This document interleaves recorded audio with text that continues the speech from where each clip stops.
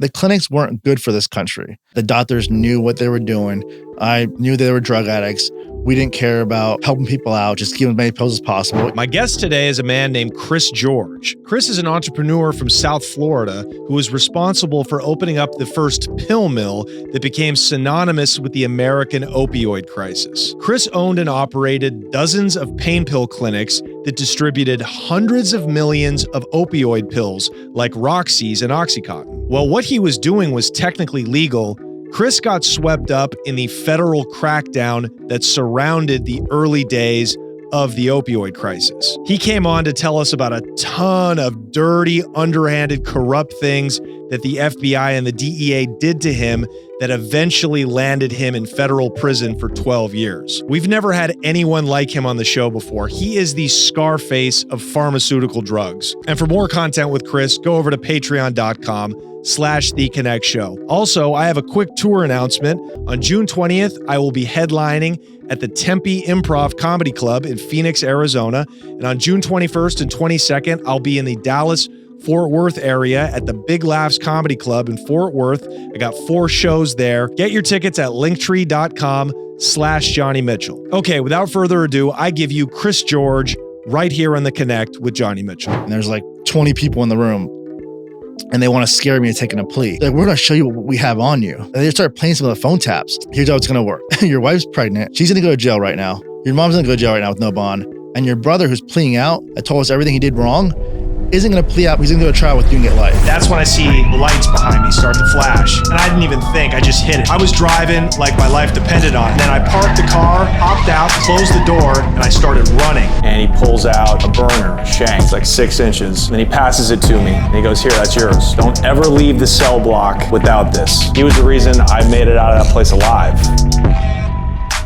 You were you were at the apex of this thing that changed the American drug landscape, which was the opioid crisis.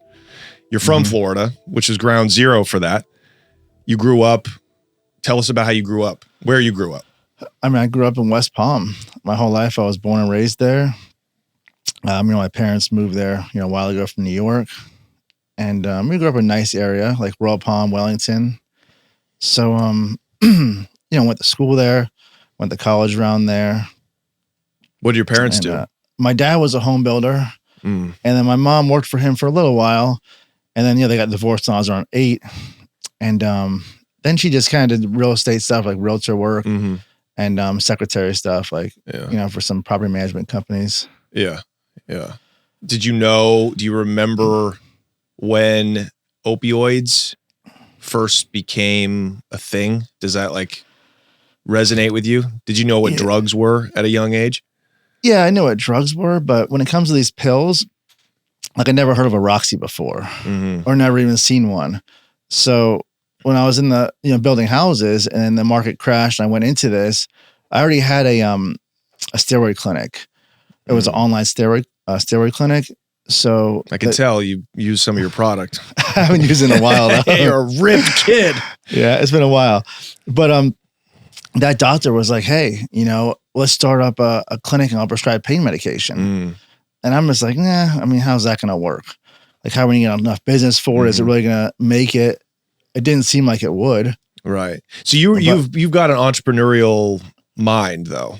I've always had my own businesses, they're building or, doing the steroid companies or the pain clinics. Yeah. So what was your earliest business? Did you sell illegal drugs when you were in high school? Yeah. You did? Okay. Yeah. Okay. Yeah, and it was steroids and GHB. Okay, can you tell us about that business? I have no clue about how the steroid business, the market works. You mean the illegal one, the black market, or the legal one? Both of them.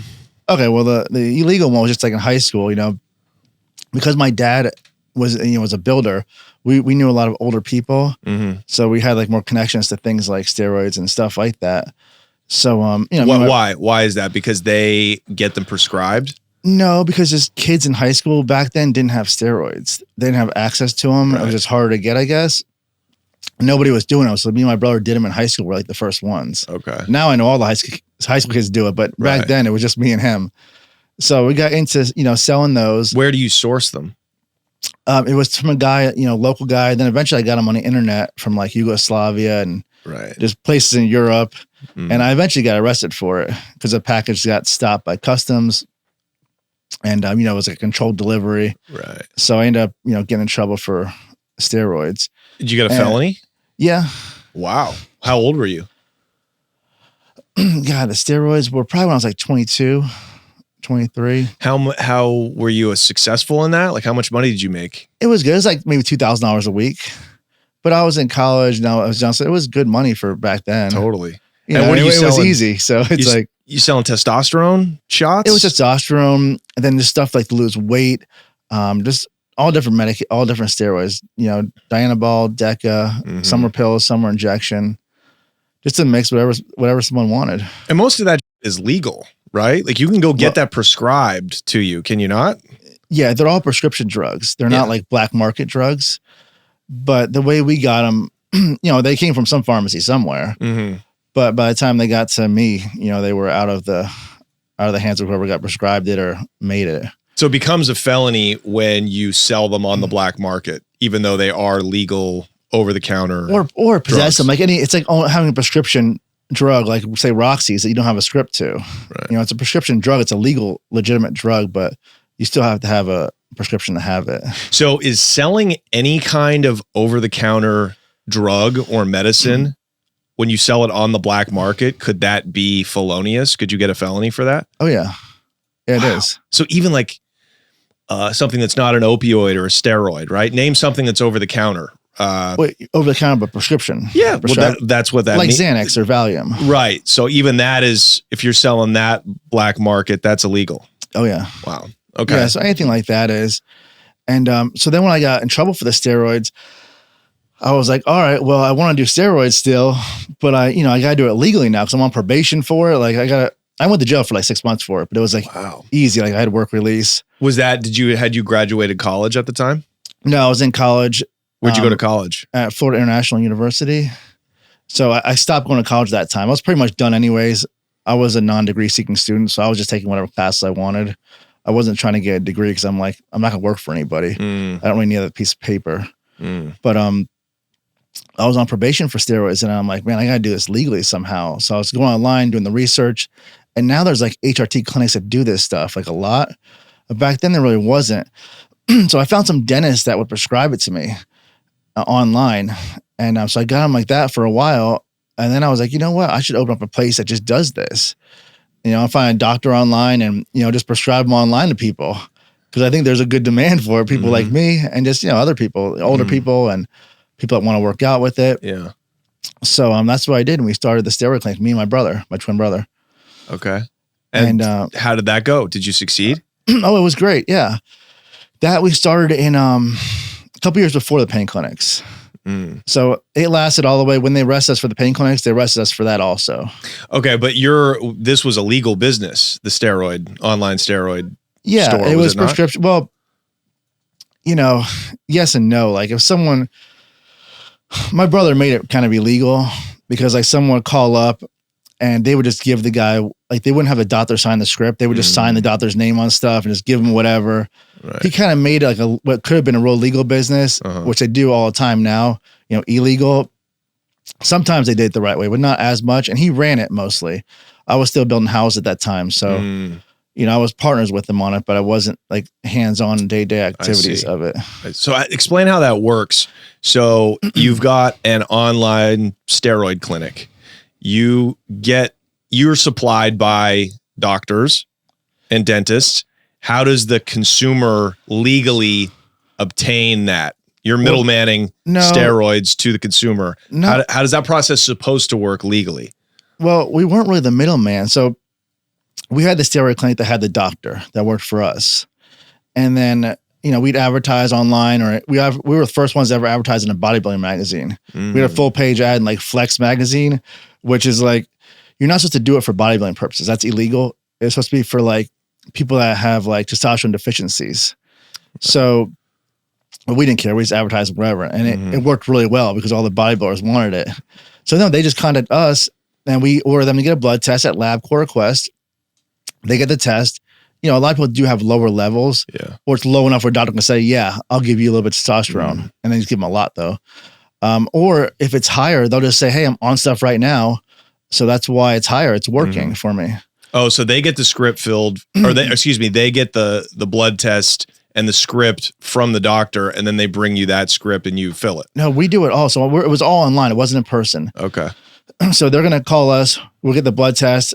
We'll give it to the doctor, or they would just do whatever and give them the medication. And then we'd have our own pharmacy fill it and then ship it to them in the mail.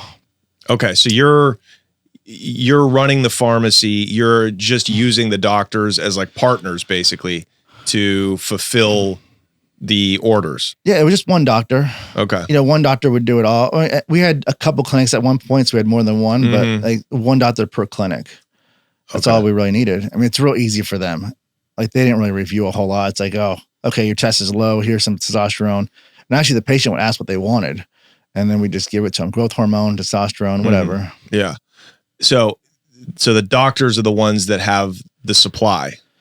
Is that correct? Where are you guys sourcing the product? From the pharmacy. I don't get it. Aren't you guys the pharmacy? No. So we're the steroid clinic. Why go to you when they could just go to the pharmacy? Because you got to have a prescription. So we give them the prescription, but now we could have given them the script and they can fill it anywhere, but then we don't make much money off it. We want to sell them the drugs too. Because we buy a bottle of test for $15, sell it to them for $150. Wow. So we at first bought from a compounding pharmacy and it would go through us then. We were like the middleman. Eventually I started my own pharmacy, compounding pharmacy, which we made our own drugs. So I'd buy like, a kilo of testosterone and nanthate or cypionate. And then we had all the machines, the clean room. We'd make it, put it in vials with our label on it, with our name on it. Wow. So then it was pretty legitimate. So now you're like a vertical operation. You're like, you're buying wholesale and bagging it out and selling it retail. Yeah, we're doing every part of it. Wow. And that's how you got to do it to make the most money. How much is a kilo of raw testosterone cost? Jeez, it wasn't much. It's like a couple thousand. But that makes a ton of bottles, a ton of vials. How much you make off of it, off a brick of test? I know a bottle of test, this is a long time ago, but a bottle of test, a 10 milliliter bottle would cost us like $2 to make. And our pharmacy would sell it to our clinic for like $15. And we kept the businesses separate just so that one had its own profit, And the pharmacy also, we sold to other places eventually when they opened up. And wow. So you started supplying wholesale to other dealers. Yeah, but other HRT clinics, but they didn't know it was us or they wouldn't buy from us. Why? So because we're the competition, like they don't want to help us out. Right. So we had a different name. It was in someone else's company name and everything was different. So we ended up supplying a lot of HRT clinics. Wow.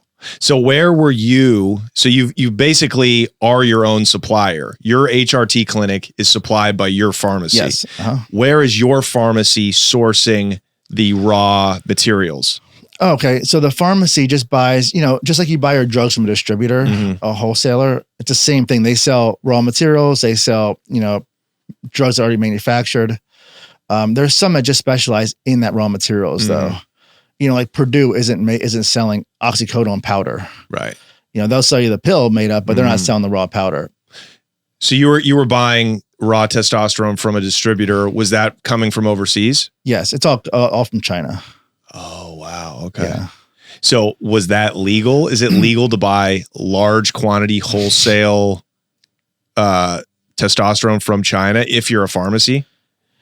Yeah. Okay. So we bought from the distributor here, which was legal. Yes, we had a DA license. The pharmacy had a DA license and number. A DEA license? Yeah. Okay. Gotcha. Yeah. And when I bought this pharmacy, it was like a failing pharmacy, but I just needed a license right away. And so it saved me a lot of time and money. And the guy that had the license let me use his license to still run the business for a while. So that's kind of helped me out a lot where I just keep it in his name and stuff. And just right away be in business. So you were really doing well. The steroid clinic made about $1 million a year. Yeah, it was doing good. Wow. And it was just easy. We had all of our friends working there. It was like probably 15 people, all the salespeople. Yeah. And it's easy. It's just basically taking orders. Yeah. And you're selling you don't have to sell a medication. No, it sells People itself. want it, It's like they tell us what they want and then they would get it and everybody's happy. Wow. It's so much better than selling street drugs. Yeah, it is, but you got to do it where, because you're out in the open, cops are going to come there, they're going to purchase stuff and make sure it's done right. And did you have undercovers coming in, making buys, making sure you guys were following protocol? Yeah. I mean, that was all online. The pain clinics, they did come in too. But oh yeah, they were coming in and testing it out. Hey guys, today's episode is brought to you by our longtime partner, Mood. If you're a fan of the show, you know Mood by now. They are America's #1 online dispensary. I don't promote any product I don't stand behind, and believe me when I say they are my one and only online dispensary. I don't even go to brick and mortar anymore. I use Mood. Mood has long been associated with Delta 8, but now they have an offering of many other types of products, including Delta 9 and THCA. And by the way, don't worry, these are all federally legal. Their online dispensary offers a wide variety of flower, pre-rolls, edibles, gummies, vapes, and concentrates, and all products are shipped discreetly right to your door.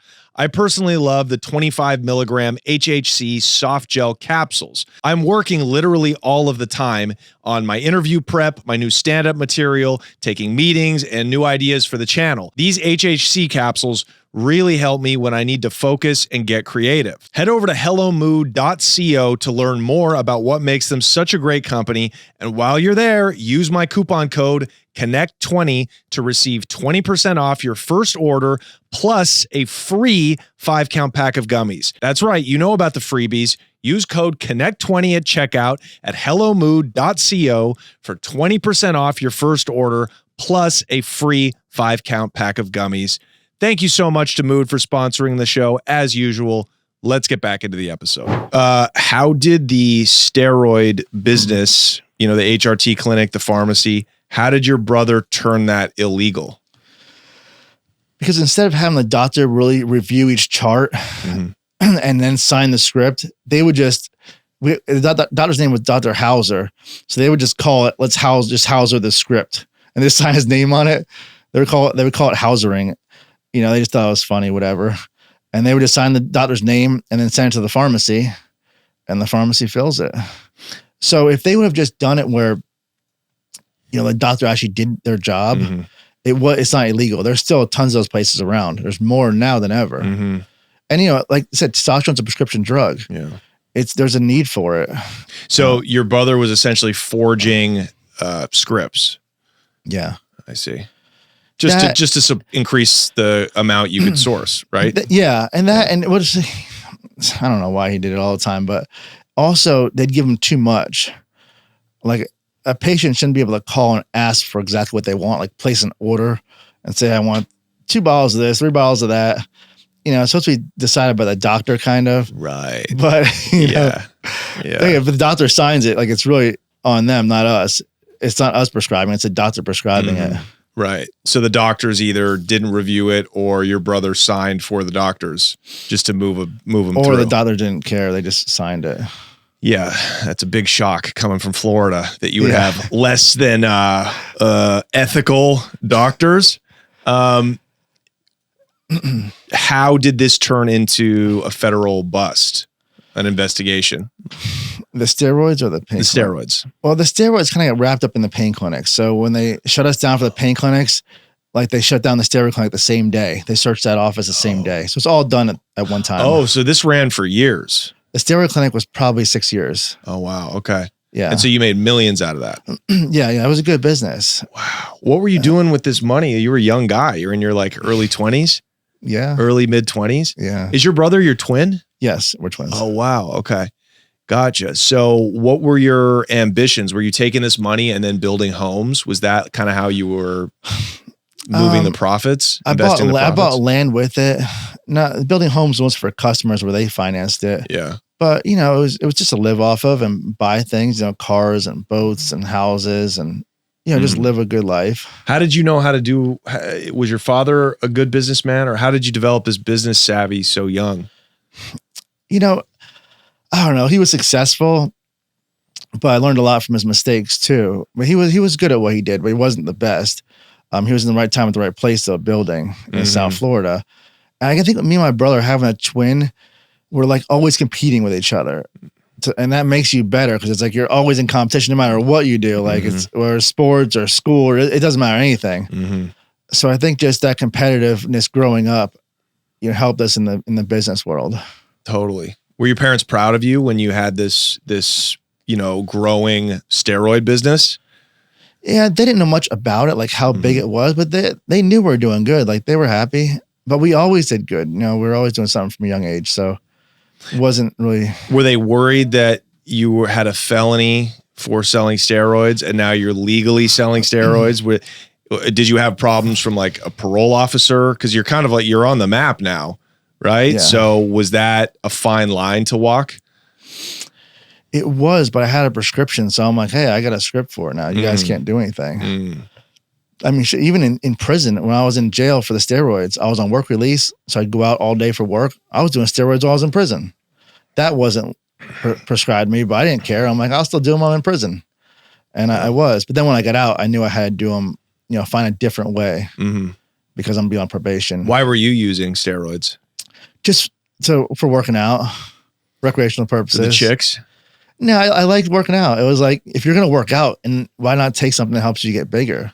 That's what the goal is. So did it do something to your nuts? We all want to know that. Does it shrink your nutsack? What are the big myths around steroid use and abuse? Because I've heard compelling stories from bodybuilder friends of mine about how, you know, the propaganda around testosterone is really, really overhyped.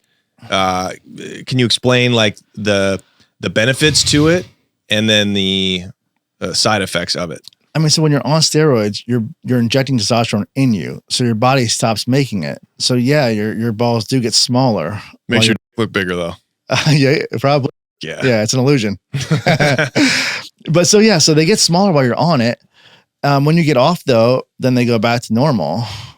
So it's only really when you're on it that happens. And I mean, I don't know if anyone really cares about having big balls anyways. I don't know. It doesn't seem like. Okay. So beyond that, why do you think that it's an illegal product? You know, and why is it such that, you remember the Barry Bonds scandal back in 10 years ago? Yeah. In baseball, we found out all these guys were juicing, found out all these guys in the NFL were juicing, obviously bodybuilders juicing. Why does the government care? Because it's cheating? But why is it cheating? What are the other, could it cause cancer? I've heard testosterone replacement therapy, which Joe Rogan talks about all the time. I've heard that maybe causes prostate cancer. Like, are you aware of anything deeper than just your ball sack shrinking? I mean, it does have an effect on your body. Like, I would get blood tests all the time. Okay. Just to monitor what's happening with my body. And I think the main issue, like the main side effect, is on your blood fat, your cholesterol.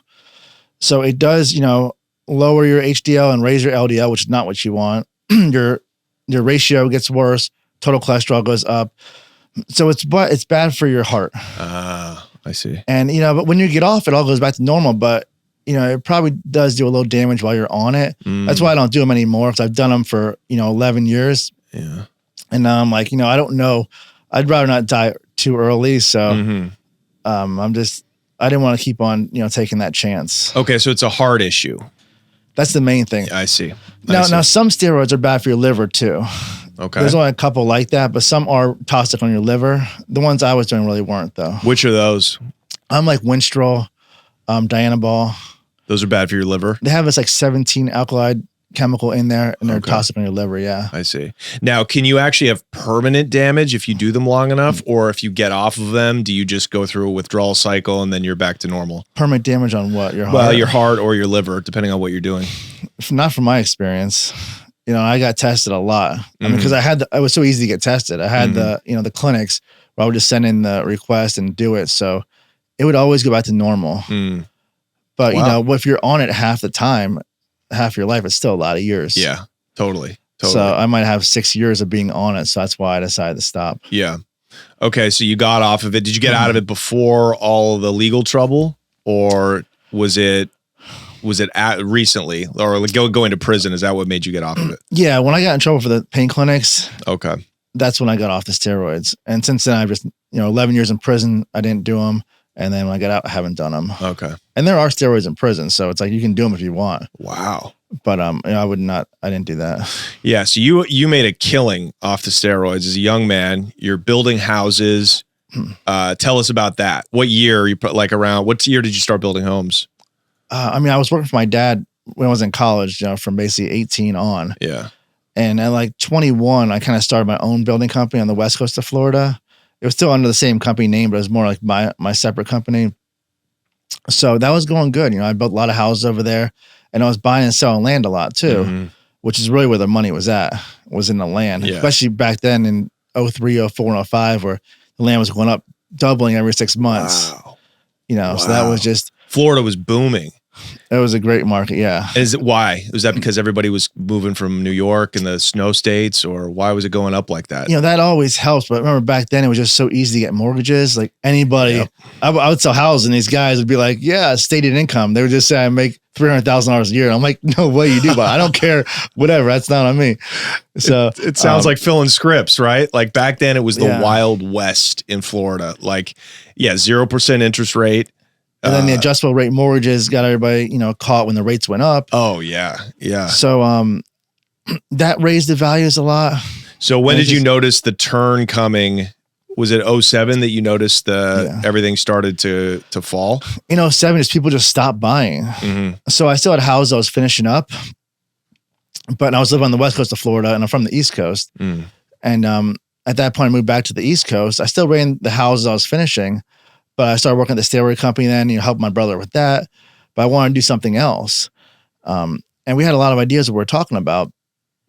And the pain clinic was one of them. That's because a doctor was like, "Hey, listen, let's do this." Were your houses underwater, the ones you were building? Like, was your building company in trouble?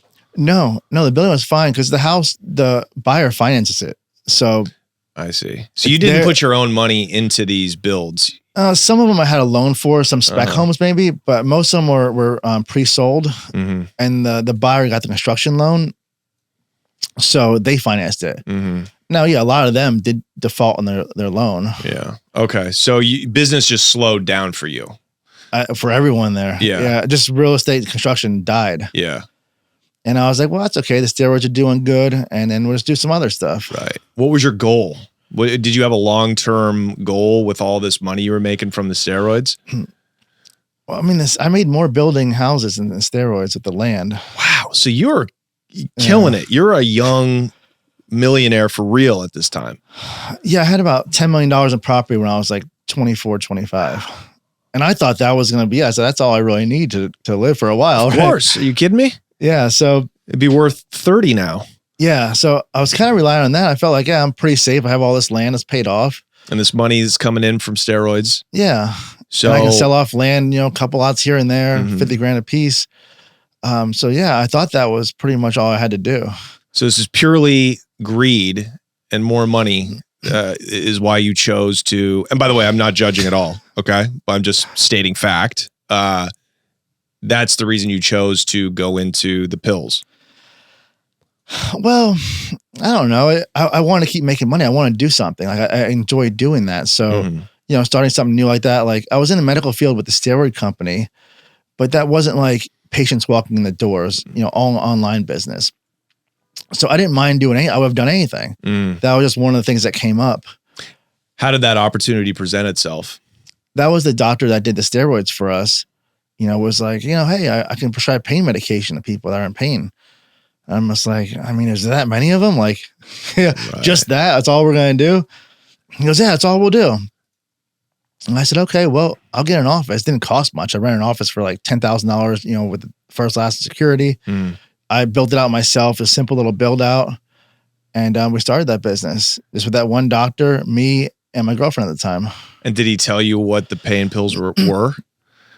Did he tell you these were opioids? He brought a bunch of pills with him. Like he'd ordered them from somewhere under his license and had a bunch of bags of pills. And they didn't matter to me. I don't know what the hell they are. I'm like, all right, whatever. They're pain pills. They're Roxy's mostly, but to me, that didn't mean anything. Okay. Can you tell us the distinction? Tell us all of the different kinds of opioids that were being prescribed at the time. So it's mostly Oxycodone was like the base chemical. And Roxy's, they call them, is a immediate release oxycodone pill. So they come 15, 30 milligrams. You have the Oxycontin, which is a extended release. And those come in, 20, 40, 80 milligram pills. Okay. We did mostly the generic Roxy's because they were cheap. And then with the immediate release ones, less chance someone's going to have an issue, an overdose, because it's in and out of your body faster. So it ends up being a safer drug to prescribe. Wow. So that was what you pushed the most, was Roxy's. Pretty much, yeah. I mean, some people come in there, if they're getting Oxys before, they might want that. But Oxy was like 3 times the price per milligram. And most people, for the same drug, that doesn't make any sense. Unless they had insurance, which most don't. So yeah, we'd prescribe them that, Percocet, hydrocodones, Loracet, Loratab. But it was mostly 90, probably 8%, the Roxy's. And did all of those other ones, Percocet, the other medicines, the other pills, I shouldn't call them medicines, but do they all have Oxycodone as well? They do, yeah. Percocet could be like a 5 or a 10 milligram. Then like the Loracet, Loratab, or hydrocodone, which are not quite as strong. I see. So how much did those cost, starting from the most expensive Oxycontin to Roxy's down to Percocets? What did you retail them? What were your costs? And then what did you retail them for? So let's say like my main drugs were the Oxycodone 30 milligrams. I could buy those from different wholesalers from 30 cents to like 60 cents. Some just charge more than others, the smaller ones. And they sold for $2 to $3 a piece. And then you have stuff like, say Xanax. We'd pay 7 cents for a Xanax, and you sell it for 40 cents. It's not like it's a huge number, but it's an extra like $30 per person. Valium's like 3 cents our cost. We sell it for 30. So it's a great markup. Just not a huge number on the benzos, the Xanax and the Valium, but it was really the Roxy's that were, you make a lot of money per script. You're buying each pill for how much? Say average of 50 cents. And selling them for like $15, you said? No, $2. Oh, $2. I'm sorry. Yeah. Okay. And then, so you're really depending on volume now. The average person gets 200 of them. Oh my God, at a time. Yeah. Holy. Okay. Well, it sounds bad. As everybody says, like, oh my God, you prescribed someone 500 pills. Some got 500 pills. But it's like, yeah, we prescribed them 530 milligrams. We could have prescribed them 150, 160s of the Oxycontin, It all matters how much drug they're getting. People, I don't look at the quantity, like the average is 200 pills. Yeah, but they're only 30 milligrams, which is a lot though. Right. So they're spending $400 at a time. Usually a little more, because then they got the Xanax and the Valium. Of course, you got to wash them down somehow. Yeah, well, they need that for their anxiety so they can sleep better too. You must have that. Pain gives you anxiety. No other way to sleep. That's what I hear. You must have that. So somebody could spend $500 or $600 a shot. Say 500 is the average. Yeah. How long does it take for a user to run through 200 pills, 200 Roxy pills? So our scripts were for 30 days. So say it's 8 pills a day, or 8 pills. Yeah, 8 pills a day. That's $240 a month. If they do 6 a day, it's $180. Those were most common, $240 and $180. Okay. So you have, and did you see people coming in before the 30 days were up? They try sometimes, yeah. And they'll be like, either they going on vacation, I need to get them sooner, or they lost their pills. And at first we're like, okay, we'll just give you another strip then, whatever. Then we got kind of called into, hey, listen, these people are probably lying to us. Yeah. And let's try to make it so we're, not going to get in trouble for this. So it's like, hey, if you got your pill stolen, just bring us a police report. And then these people, they'll make police reports like nothing and bring it in. And if that's what they say, and it's in a report, the doctor can legally prescribe them more. If they need that medication, which they do, according to what the doctor says and what their MRI says, we can do that. So, or they'll say it got stolen, whatever. They have all kinds of stories they make up. And, drug addicts are like that. They'll just say whatever they can to get more. Yes, correct. And they weren't all drug addicts. Some really have pain. And some may have had pain, and that maybe caused them to become a drug addict because they get addicted to it. Well, of course, a lot of people had pain, but if you go back and look at the history now of the Purdue family and who was the other family? The Sackler family. Yeah. They overprescribed. That was like their business model, was like, we're going to, hire pretty girls just out of college to dump this on all of the doctors of America. And they knew how addictive it was. They knew it was like a heroin addiction that these pills would lead people to. Did you know at the time when you first opened the pill clinic what these could do to people? Oh, no. I had no idea it'd be it would turn into what it did turn into. Yeah. And though, I mean, I don't blame Purdue and all these other companies anyways. Now, they did push the drugs for doctors to prescribe, and they had a doctor saying it's like very low chance of being addicted to them, which that may have been wrong. But I mean, I don't know. I feel like if people were in pain and they asked for this medication, like you should be able to prescribe it to them. That's what it's for. And it really does work. Well, I mean, look, methamphetamine works. Heroin works. Seriously. Cocaine. Yeah. I mean, these all ease pain. Now you can say it's emotional pain. You can say it's psychological pain, but these all work. So would you blame the Sinaloa cartel for, and El Chapo Guzman? He had something called fentanyl back in 2014. And he was like, oh no, this is going to get people hooked. And he introduced it to the market. And that is really what now we see the scourge of fentanyl. It wasn't like they were demanding fentanyl. Yeah. It's a product that was being pushed by all of these soldiers all over America. And it became a consumer demand. So you don't subscribe any blame to the Purdue, but a manufacturer, Sackler family. They can't push it on the patient. The doctor has to do that. They could try to push it on a doctor maybe, but well, they did push it on doctors. That's the whole thing. Doctors were taking right, but they're the middleman. The Kingpin. Does the Kingpin have no blame in any of this? I like to blame the person who actually does something wrong, like not someone higher up like Purdue. Like on my case, one of my wholesalers got arrested. Mm-hmm. Now I bought from say 10 different wholesalers. Each one will sell you, 5,000 pills a month per doctor, or 10,000 or 20,000. So I had to buy from a lot. They arrested one of them, the smallest one, because he couldn't defend himself, I guess. Mm-hmm. And I don't think that's right. Like he didn't know what was going on at my office, whether it's legal or illegal. Mm-hmm. He just knows, hey, we have a license. Mm-hmm. They're requesting pain medication. Who cares if it's all pain medication? We're a pain clinic. What else are we going to buy? We're not treating people for anything else. So we're just pain meds. So no, that's why I don't blame myself either. Like as the owner of the place, you hire a doctor who went to school for this, got trained for it. Mm-hmm. They see the patient. We don't see them. Purdue didn't see the patients. Mm-hmm. They don't know that, patient-doctor relationship. They weren't in the room. Mm-hmm. So I know what they did may have been wrong in some ways, but I don't blame them too much. I blame the drug addicts. They got to take responsibility for this. Even if they're in pain, like physical pain, like some brick mason hurt his back and he goes to the doctor and he says, I need help. And he goes, oh yeah, you should take this Roxy or take this Oxycontin. Yeah, but it's worth it to get out of pain. If you've ever been in pain like that, like pain ruins your life anyways. Right. Like I've hurt my back before where it really does ruin your life. Yeah. So that's true. They always have to weigh the risk benefit of it. Mm-hmm.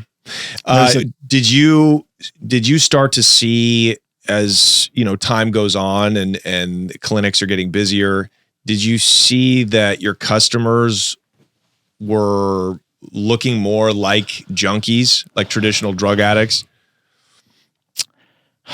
Not really. It was always the same people kind of. Mm-hmm. I think people that are in pain for the most part are more like blue collar workers. Like they're the ones that hurt themselves. It's not someone working in an office for the most part. So it was always that socioeconomic group of people coming. Mm-hmm. And then we had all the people coming from like Tennessee, Kentucky, West Virginia. Like, listen, they just look different than people in South Florida. Right. They dress a lot different. They don't care about appearance. Right. They don't care about teeth, whatever. Right. So they look different. But I mean, what am I going to judge them based on their looks and say, wait, you probably don't need pain medication? Right. Like that wouldn't be right either. So now you have people, now the oxys are spreading. It comes out around this time, the mid 2000s, that you can go to Florida and get as many pills as you need. So now you have drug dealers posing as pain victims, right? Pain patients coming down from all over. What were they buying? Like, what percentage of your business do you think actually went to people who are turning them around and selling them on the black market? I've thought about that a lot. And I'm like, how would I ever know? I won't. Yeah. But I can base it on like how many people died and how many people got arrested for it. Mm. And it's different. You have people that abuse it and people that sell it and then people that actually need it. And then some do a combination of all that. Mm. I think a lot of people may have been real legitimate ones, I don't know, possibly 25%. Yeah. That's just a total guess. I mean, how would I would never know this, but I'm just guessing based on what numbers I've seen on who got in trouble and stuff. And but you saw people, but you could tell the people that weren't from Florida, people that were coming from out of state, it's likely that they were just going back and reselling them. How would people like that get prescriptions? They just go to a doctor, or you had, okay, so hold on, back up. So like, how do people drug dealers, people that are there to just get a bunch of pills, stock up, and then go back and sell them on the street, how do they buy from you, from your clinic? Well, there's a few ways they could do it. One, I mean, obviously they come in themselves. They say, hey, my back hurts. And then we'll go, okay, get it here, let's get an MRI at our place. Most of the time something's wrong with their back. Just because if you're over like, who knows, 25, 30, there's going to be something. Yeah. And you know what? Pain is subjective. Like if it even says a bulging disc and they say it hurts, it really could hurt. Right. So doctors aren't going to be able to say, hey, this isn't enough. It could be enough. You don't know. And then, you know, if you can get sued then for malpractice if you don't do it. So, you know, you have to take their word for it. Right. That's the only way to treat someone with pain. Like, how do you know? There's no, you can't put them on a scale and tell how much pain they're in. So if some guy says his back hurts and you can see that his back hurts, you give him 200 pills. You can't see if their back hurts. Right. You have to trust them. Right. You can see an MRI, but I mean, even that doesn't mean you're hurt. Doesn't mean you're in pain. So the drug dealer can get an MRI. It's going to show something most likely. And our MRI place that we used, there are some that like are, they don't show as much. We had doctors that would almost always find something. And if that MRI place didn't find something, we wouldn't use them. We're going to use one. Listen, if your results, if we keep on getting unremarkable results, whatever it was, then we were not going to use them that much. Right. And we tell the patient, we'd be like, hey, we have great news for you. They're like, what? We're like, you're not in pain. Here's your MRI. And you just see their faces just sink. We just mess with them when it comes to that. But they still could have been in pain. Who knows? But so then someone come in, they get an MRI, they see the doctor, and they get a prescription then. Now they can fill it at our in-house pharmacy at the office, or they can go to like my pharmacy, like a standalone pharmacy, or they can go to wherever, Walgreens, CVS, any other pharmacy. But you wanted to keep them, you wanted to try to do everything in-house, because then you get the money for the doctor visit and you get the money from the sale of the pills, obviously. Exactly, yeah. Now, there was a limit of how much pills we could buy, so we couldn't fill every script. So that's why I opened up the pharmacies and stuff like that. And I would hire more doctors when we didn't really need it, just so I can use their DA to buy more. Their DEA license? Yeah. Okay. Because we could buy based on how many DEA licenses we had. Oh, okay. It's all per license. So how much does one DEA license get you? Or how much did it get you? A month, maybe 50 to 100,000 pills. Okay. You know, but and we had how many 30 doctors. So you had access to 3 million pills a month. We had a lot. I don't know what it was. It was a lot though. Yeah. Yeah. 30 doctors times 30 times 100,000. Yeah. We had a lot. Million. Oh yeah. And could you move 3 million pills a month? Yeah. I got charged with 23 million pills in my indictment. That was only one clinic. That was the big one, but that was just one. I got charged with that many. Wow. So yeah. So you could move 3 million pills a month between how many clinics? 7. 7 clinics? Yeah. Wow. But now also we had, back to the drug dealer part, what they then would do, someone from, say, Kentucky, and it's mostly people up north like that. They'd call them a sponsor. So you have one guy that has like a minivan that brings, 7 people with him. They drive them down. And this is what we heard from some of the patients. They would pay the patients, doctor visit fee and pay for the pills. And then they get half the pills and the patient gets half the pills. So that sponsor would get half of their drugs. Right. And I mean, it was so bad at one point where they had to come to our window to pay. Yeah. We had like 5 front window, people. And it'd be like the sponsor coming up. We'd have to eventually say, listen, your financial advisor cannot pay for you. You're going to pay for yourself. Because it looks bad when one guy's paying for everybody's drugs. Right. So where it's like, we know the cops are probably watching. Right. And even though it doesn't mean they're doing anything illegal, like we can't prove it's illegal, it still just looks bad. So we're trying to get it to look better. Right. Just you're like, hey man, be a little subtle. Yeah, we do. So you have one guy drive up with a minivan of people and say, hey, I'm sponsoring for all of these people. that are also in pain? I'd be like, yeah, I'm paying for all these people here. Yeah. So how much could one caravan from Kentucky, let's say, how many pills could they leave with? We'll say the average got 200. So say they had maybe 6 people and there was 1,200 pills, but then they go to like our other clinics too.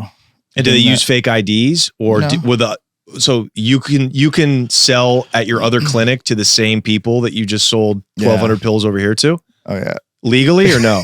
Yeah, because there's no database back then. Oh, I see. Yeah, so we don't really know. And what am I going to do? Try to cross-reference all these names? Like, I'm not a cop. I don't have to do that. That's not part of our job. So, they would go from clinic to clinic. And there was other clinics eventually that opened up. There was a bunch of them. But, was there something special about Florida in the laws that made it easier to do all of this than other states? Or why was Florida the epicenter of this business? I think the doctors down here are just more, lenient to write scripts. But then also we didn't have the drug monitoring program like Kentucky has. The what?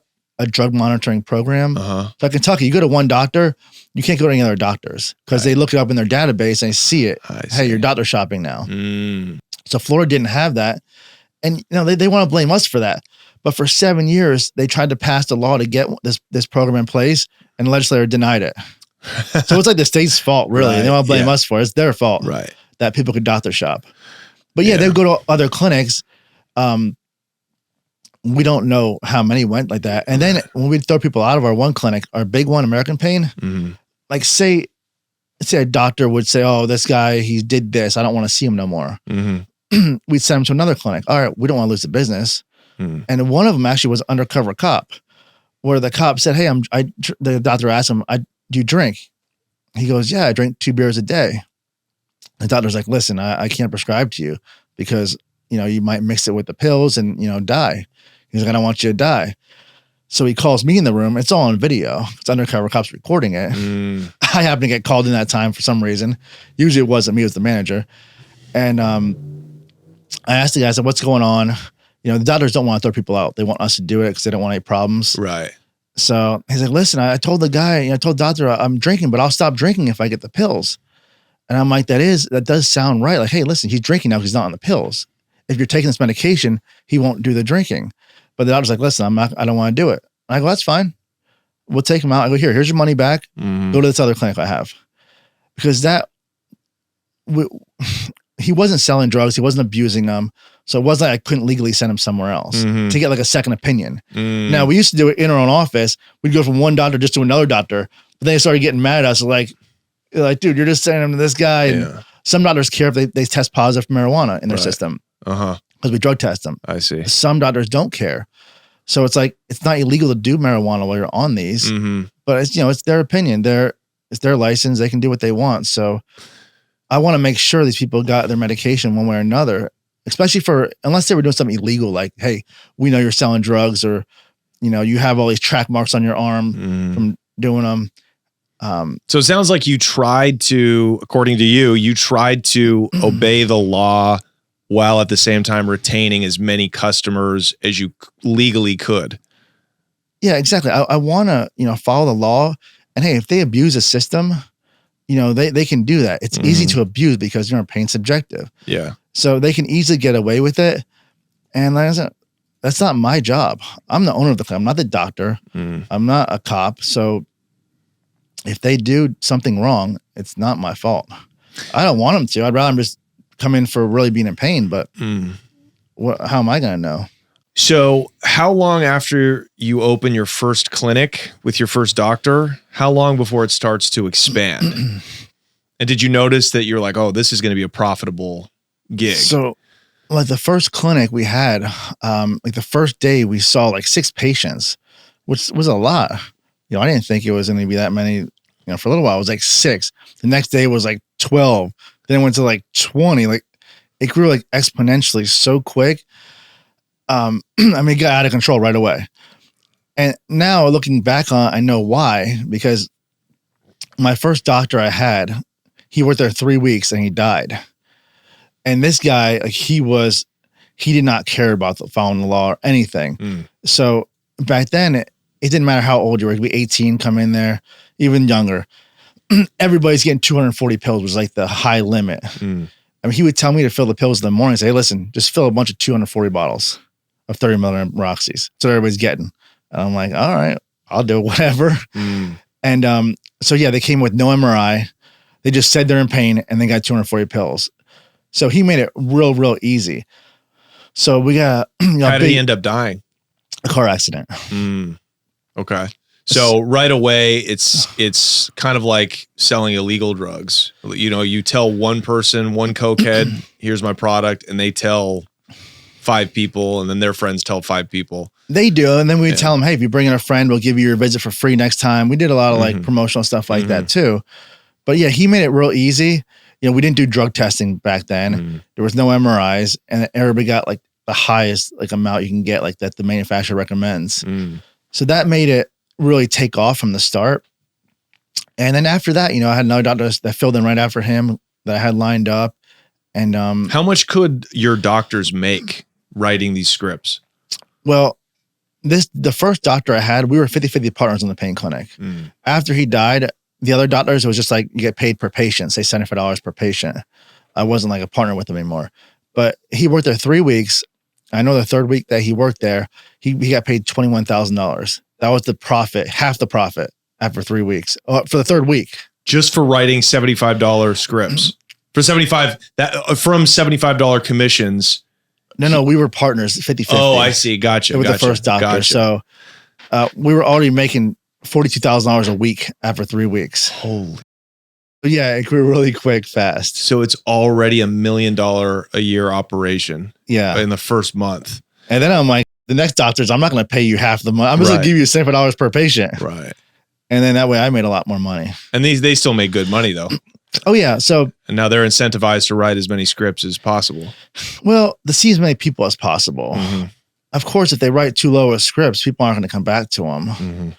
But I didn't have that problem very often. These doctors, you know, the way we would train them with the existing patients and sit with one of our existing doctors and see what they do. And they pretty much follow what that doctor does, you know? So, so doctor was a profitable at this time, and the recession is in full swing, or it's about to be in full swing. People need money, including doctors. Doctor in South Florida at this time was like a profitable enterprise. It was like a growth business. Oh yeah. Cause like it was a recession. You know, the economy was real bad back then, but you know, drugs, if it's for drugs, like drug use never goes down. They find a way to get the money. And I mean, I had doctors that were, say, one of them was a plastic surgeon, you know, where his business was so slow, he'd work for me twice a week. Wow. You know, so a lot of them were just getting slow or need another job. Right. They worked at a hospital making like $150,000 a year, working long hours, doing like really complicated stuff. Right. This, you just see a patient and give them a script. It's a real easy job. It's great hours and then it's great pay because, you know, the doctors, the fastest ones would see 100 people a day. Wow. So they're making $7,500 a day. Wow. So they're making $35,000 a week. As a side gig. No, that's full time though. Okay. You know what?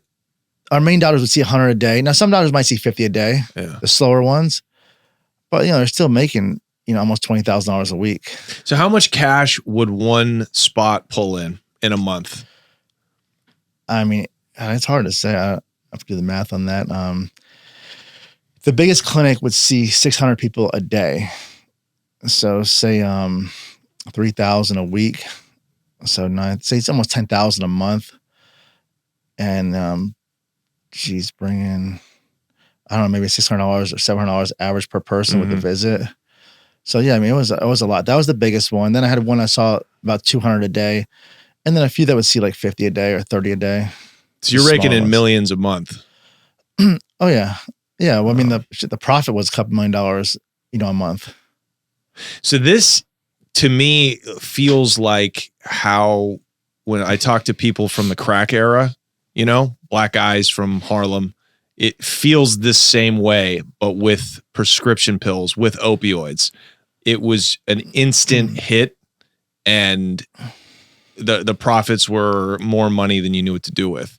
This sounds kind of similar. How many guys did you know, or how many other operations did you think were like yours in the area in South Florida? Well, at first there were really none. I mean, doctors always prescribe pain medication. Yeah.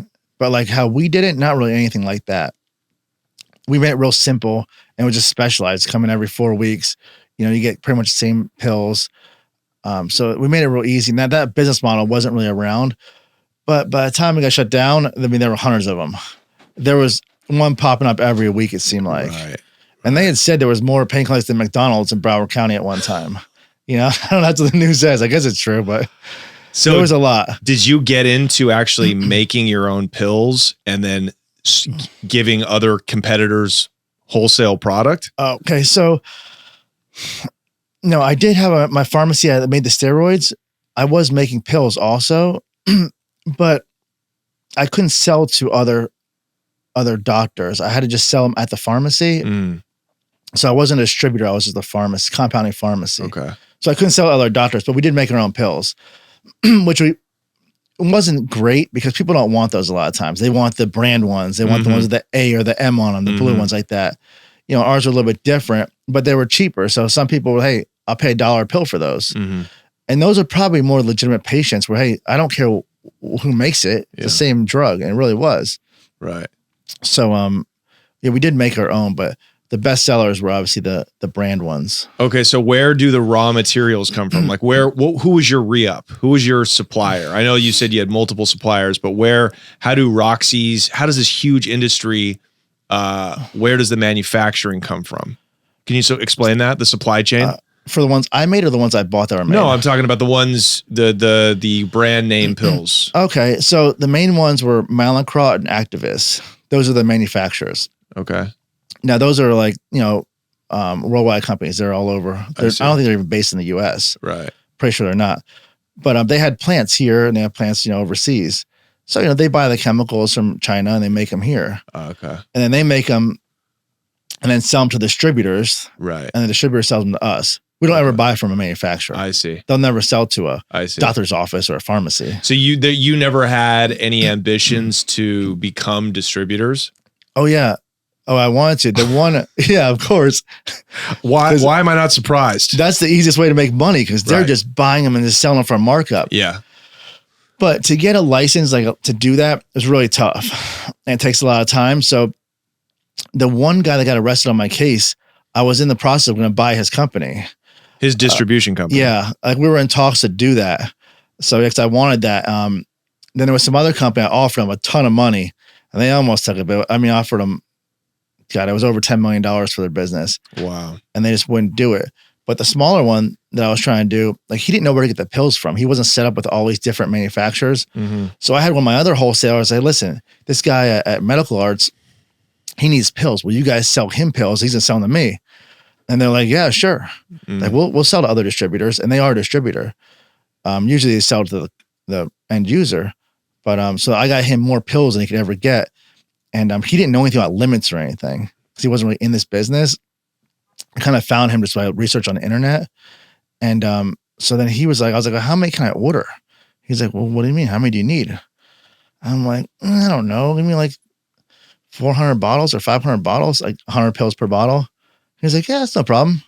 I'm like, really? Okay. I got like, 5 doctors that's often needed for. He's like, yeah, that's no problem. And I was like, damn, this guy will just do anything. Everyone else has these limits. Yeah. So he was, that's probably why he got arrested too. So could you have been, if you had got that distribution company, if they had sold to you, could you have had a distribution company and maintained your retail clinics?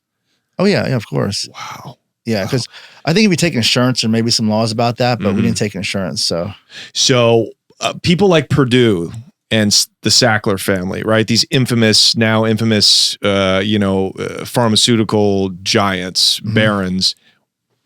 Where did they fit in the supply chain? Were they the distributors? They're manufacturers. So they themselves are manufacturers. Okay. Yeah. Gotcha. Did you ever work with them? I would never buy from a manufacturer. You would never know, right? You never knew. I didn't really buy their drugs much. Like everybody blames Purdue. These people weren't taking brand drugs from Purdue. They weren't taking Oxycontin. They were taking generics made by Actavis and Mallinckrodt and then a few other smaller ones. So they really weren't. That's why people blame it on them. They had little to do with what I did. What's the difference? What did they do? Well, their drugs were the brand. It was expensive. It wasn't a generic. Right. We bought all generics. Okay, got it. We didn't buy the brand stuff I from, see. Purdue, I see. Oxycontin. So Just because it's too expensive. 3 times the price per milligram. Yeah. Right. And so you think that market was more for legitimate people, like people that were in pain and they became addicts, but it's more expensive. So you're dealing with people that have insurance. Most times they had insurance. I don't know if it makes them more legitimate of a patient because they had insurance. Oh, I don't know. Honestly, we didn't deal with it much. so you just dealt cash mostly, no insurance. Yeah, just cash. Yeah. Okay. So, but you ended up not owning the distribution. I never got. I was in the process, just didn't get around to it yet. So at your height, so now you also have your steroid clinic going at the time. 3 of them at that time. Okay. I eventually had 3. Wow. So what does the whole sum of your business interests look like around this time? 2007 to 2011. Towards the end, we had 7 pain clinics, 3 steroid clinics, Okay. and then like a few like telemarketing places doing like credit repair and the mortgage. What else? That was pretty much on. My brother ended up buying a strip club. Certainly. At least You have to. and he started a massage parlor too. What's going on with your guys' scruples? Like, did you ever, you don't seem like you take a step back and think about morality much. Well, I mean, I don't think I did anything that was, morally, was it wrong? I don't know. It's kind of, But clearly there's no religion in your family. not with me, no. And now if I was in my 20s, I would, and you said, "Hey, Mitchell, here, you're going to make enough cash to buy a strip club." I'm at that, So maybe things have changed now, but you didn't feel, did you have any kind of did you feel any kind of way, or did your family feel any kind of way about this? Like, were you ever looked on, did you start to be looked upon as a drug dealer later on as it started to, there was a growing national outrage about what was happening? Well, my mom worked for me, and my mom would never do anything illegal. She's never got a ticket in her life, a driving ticket. So she thought it was all legal, which, it was, at least our part. And, my dad, it seemed legit. Everybody liked it. They thought it was legitimate. I rented an office from the investor of Priceline. And, he's a very rich guy. Yeah. I rented his office from him. He looked at my business, came to my one that's existing. I looked at it. I was like, wow, this is great business. Yeah. And this is a real legitimate, successful business. I guess person. legitimate's not the word. Ethical. There's a difference between legitimate and ethical. I'm just asking, did anybody start to, before the law came down, before, the investigation started, did anybody pause and say, yeah, I think this could really get out of hand? Were there any warning signs? Yeah. There was, but the way I looked at it is, no matter what happens, it's not going to be me that gets in trouble. Like, there was a time where the DA came in there and did an inspection. We were open for probably about a year at that point. They came in there and told all the patients to leave, which they really shouldn't have done, but they did. They talked to the doctors, kind of threatened them, saying that they're the highest prescribing doctors in the country. 2 of them self-surrendered their licenses. Oh, wow. No one got in trouble, though. And they talked to me. I talked to the head of the DEA, and they were like, "Oh, we need this guy's records for something that used to work here." And I'm like, well, "I don't have them." "Well, we need them." I'm like, "So what? They're not mine. They're his records. I keep them. He works for me. It's his license." I'm like, "I'm not responsible for it, am I?" They're like, "No, whatever they do, that's on them. It's not you." And I'm like, "I know. I'm not worried about it." They're like, "You shouldn't be." So the DEA kind of told me, "Hey, listen, it's not you doing this. No matter what, if something was done wrong, it's a doctor. It's their license. They see the patient and that kind of thing." So they kind of gave me more confidence that, I could definitely do this and not worry. Now, I always knew they'd come after doctors and send undercovers in. And, I'm okay with that. If they did something wrong, the law was it has to be blatantly wrong. You can't just say, "Oh, we prescribed them a little bit too many pills." You got to prescribe 5,000 pills. You got to give them extra scripts for money or for sex. Something blatantly illegal was the law. And it still is the law. Yeah. They overstepped it with this. And now that, you've heard in the news, the Supreme Court said, you can't regulate doctors like this. It's not what the DA does. They're not like the Department of Health. Right. And they started doing that, thinking like they know what doctors should prescribe. Right. When their own manual is just blatant illegal stuff, not like what we were doing. Yeah. So, and I had that manual in my office. I was like, the thing I live by. I know every word in it. Yeah. I'm like, all right, they give examples of what people did to get arrested. I'm like, we're definitely good. We don't do anything close to that. Right. So, I mean, I just based it off what they had in there. I see. There was a controlled substance policy. Right. So then how did the criminal investigations actually start? What changed? I mean, nothing changed except for the government, the drugs, people were getting a lot of drugs, obviously. People were dying a lot. So it became more of a national thing where they're looking at this and they're trying to find a way to stop it. They're arresting like drug dealers all the time, whatever, but that doesn't stop, these pills from getting prescribed by the doctors. So their way to stop this was go after the doctors. And they go after some individual doctors here and there. But then they said, well, let's just go after the whole clinic itself. So mine was the first clinic to ever get shut down and the owner get arrested. Never did an owner ever get arrested before. I see. Because you're not really responsible for what a doctor does. It does seem like the burden of proof is pretty high to like prove that this clinic was intentionally overprescribing, intentionally, helping people get addicted. So did you know when you were under investigation? Did you have, or did the raids all come as a surprise? Oh no, because we'd see the cops like surveilling us all the time. One time they pulled in our parking lot and it's like, you could tell it's an undercover car and all that stuff and it's running. So I had one of my employees pull their car in front of it and block them in so they couldn't leave. And I'm banging on the windows like they wouldn't come out. And then eventually like every cop in the city of Boca came and like all like the lieutenants and the captain, like all the high up people. Yeah. And I'm like, hey, what's this guy doing in my parking lot? Who is this? Don't worry about it. I'm like, oh, is it a cop? They're like, we can't tell you. And I'm like, well, I want to know. He's in my parking lot. I have a lot of money, a lot of medication here. Like for my safety, I get to know it's my parking lot. And like, you better move this car. We're going to tow it and arrest them. And eventually we just move the car and let them out. And every time we'd see him down the street and we had this 2-story office and like a flat roof and we were shooting them with a slingshot. They were like a little bit down. We were breaking their windows with a slingshot when they were in it. We didn't really care. It's like, we'd see him all the time. And could you tell when they sent undercovers in? Like, was it pretty obvious or were they good at hiding it? No, I mean, I saw one of the undercovers and kicked him out, like I said, and I wouldn't know. He did look like more of a normal guy. And so for me, it seemed like he wasn't a drug addict because he really wasn't. He was a cop.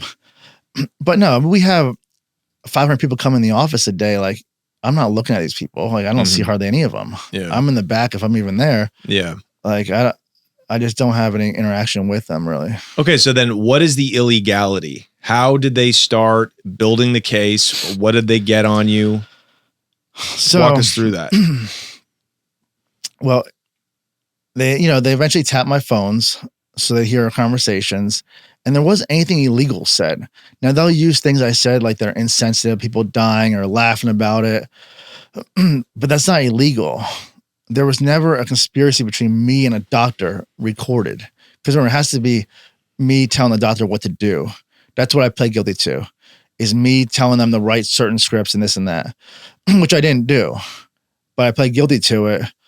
Okay, so you're not allowed to, the owner of a clinic is not allowed to tell doctors to write scripts. That is, doctors are supposed to be completely autonomous. Right? Yeah, and if you tell them to do something that's illegal, then it's conspiracy, right? It's an agreement to do something illegal. Right. So I never told them what to do. I mean, obviously, if they didn't do it, I'll just fire them. I had to do that probably 1 or 2 times. But wait, what do you mean? You had to fire doctors for what? If they didn't want to prescribe enough pills or be like just real hard on the patients. Okay. Because people come there for pain. If you don't want to give them pain medication, what are you doing there? Like, we only specialize just pain meds. We don't do injections, no physical therapy, nothing else. But if you're trying to run a clean company, you're kind of incriminating yourself here, because you're saying we ran a clean company, but you would fire doctors for doing their due diligence and turning away patients. Yeah, but because when every other doctor does it and they see the same patient and cut them back on pills, it's why are you right and they're all wrong then? It's all because they're taking $75 a commission. But if someone got 180 or 150 pills, like it's not like it's illegal one way or another. But so did the law ever get you? You say they never got you on a wiretap telling a doctor to write a script? No, or even saying I knew someone's coming in there that's abusing it or selling it. There was nothing like that. They were trying everything they could to get me. Then they searched the offices. They closed offices down, took all our records. They still really had nothing. That's why they didn't arrest everybody for like over a year. Okay. How long had the clinics been operating until the first bust? How much time had passed? Or the first raid, I guess? Over 2 years. Okay. So 2 years, you've already made millions of dollars. How much did you make in the first 2 years? I don't know. A few $1 million. Easily, right? Yeah. Profit. Yeah. And you're growing. You've got your steroid business. Did you have ambitions to get out? Like, what was your thought when the heat started coming down a little bit? It became a real hassle, the business. Like, 'cause the cops would come in the office all the time to get like records or whatever. If people got in trouble. And there were so many issues with the patients and stuff. Like, it was getting a little bit out of hand where I thought about, what should I do? Should I get out of it or sell it to the doctors maybe? Or just keep on expanding? And I'm like, I'll just keep on expanding, I guess. And just... Why not? I mean, I was going to open up a huge place in Atlanta, which is closer to everybody where they were driving from. Because remember, 90-something% of the patients came from out of state. Right.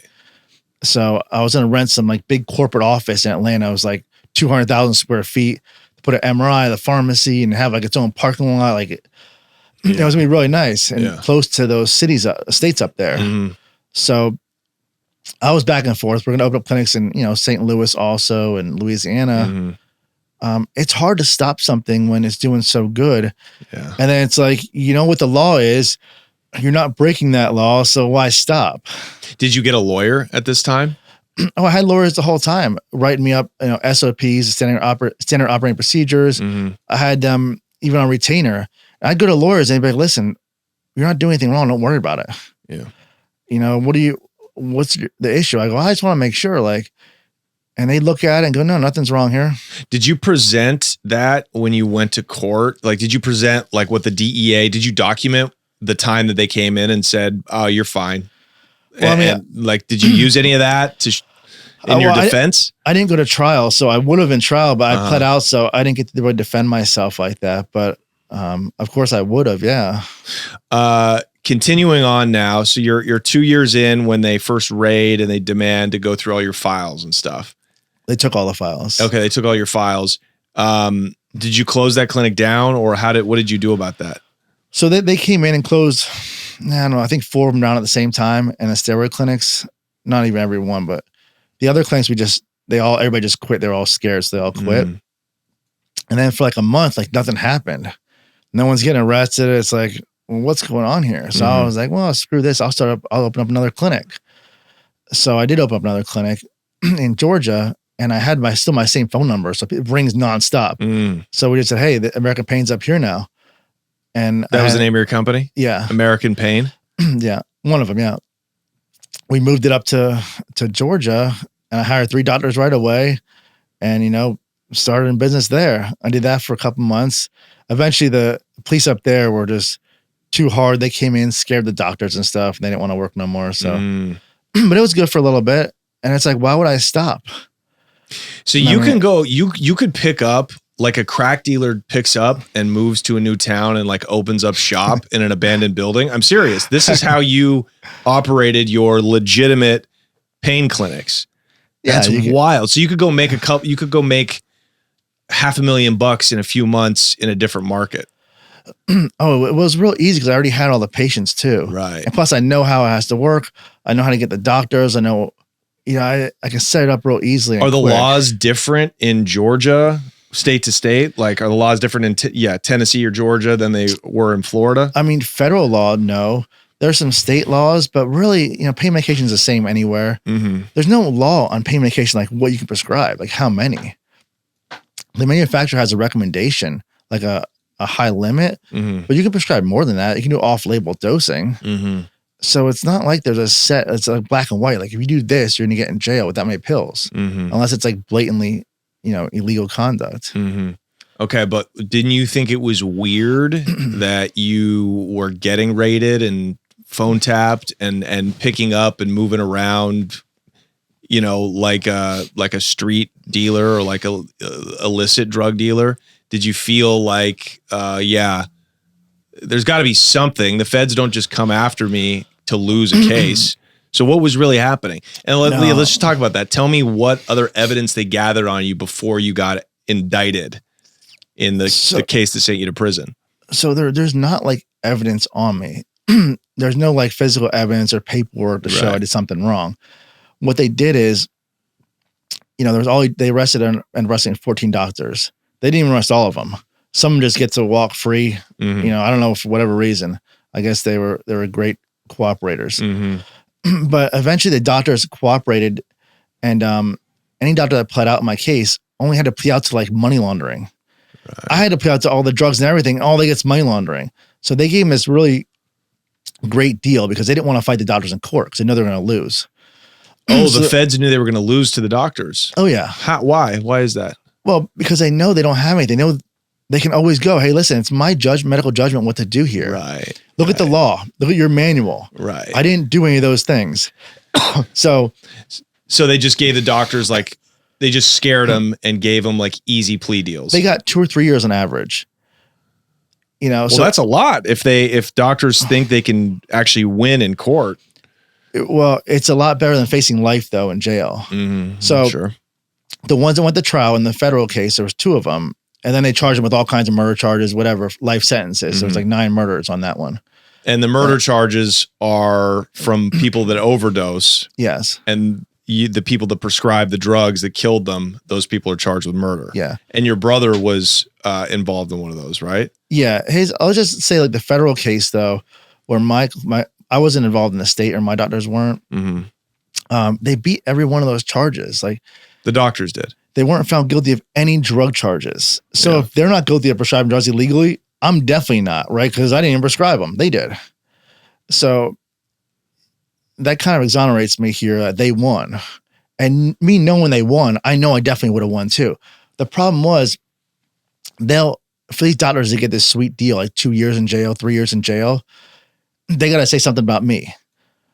And so they're going to lie about me. And some of them did say, oh, Chris told me I had to prescribe this. Really, the government just tells them, hey, Chris told you to say this, right? Okay, yes, that's what he told me to say. They'll tell you what to say. Totally illegal, but that's what they do. So they were all testifying against me, saying I told them, a couple of them were anyways. I even had one call me before they got arrested, before we all got arrested, and say, Chris, listen, I need you to pay for my lawyer.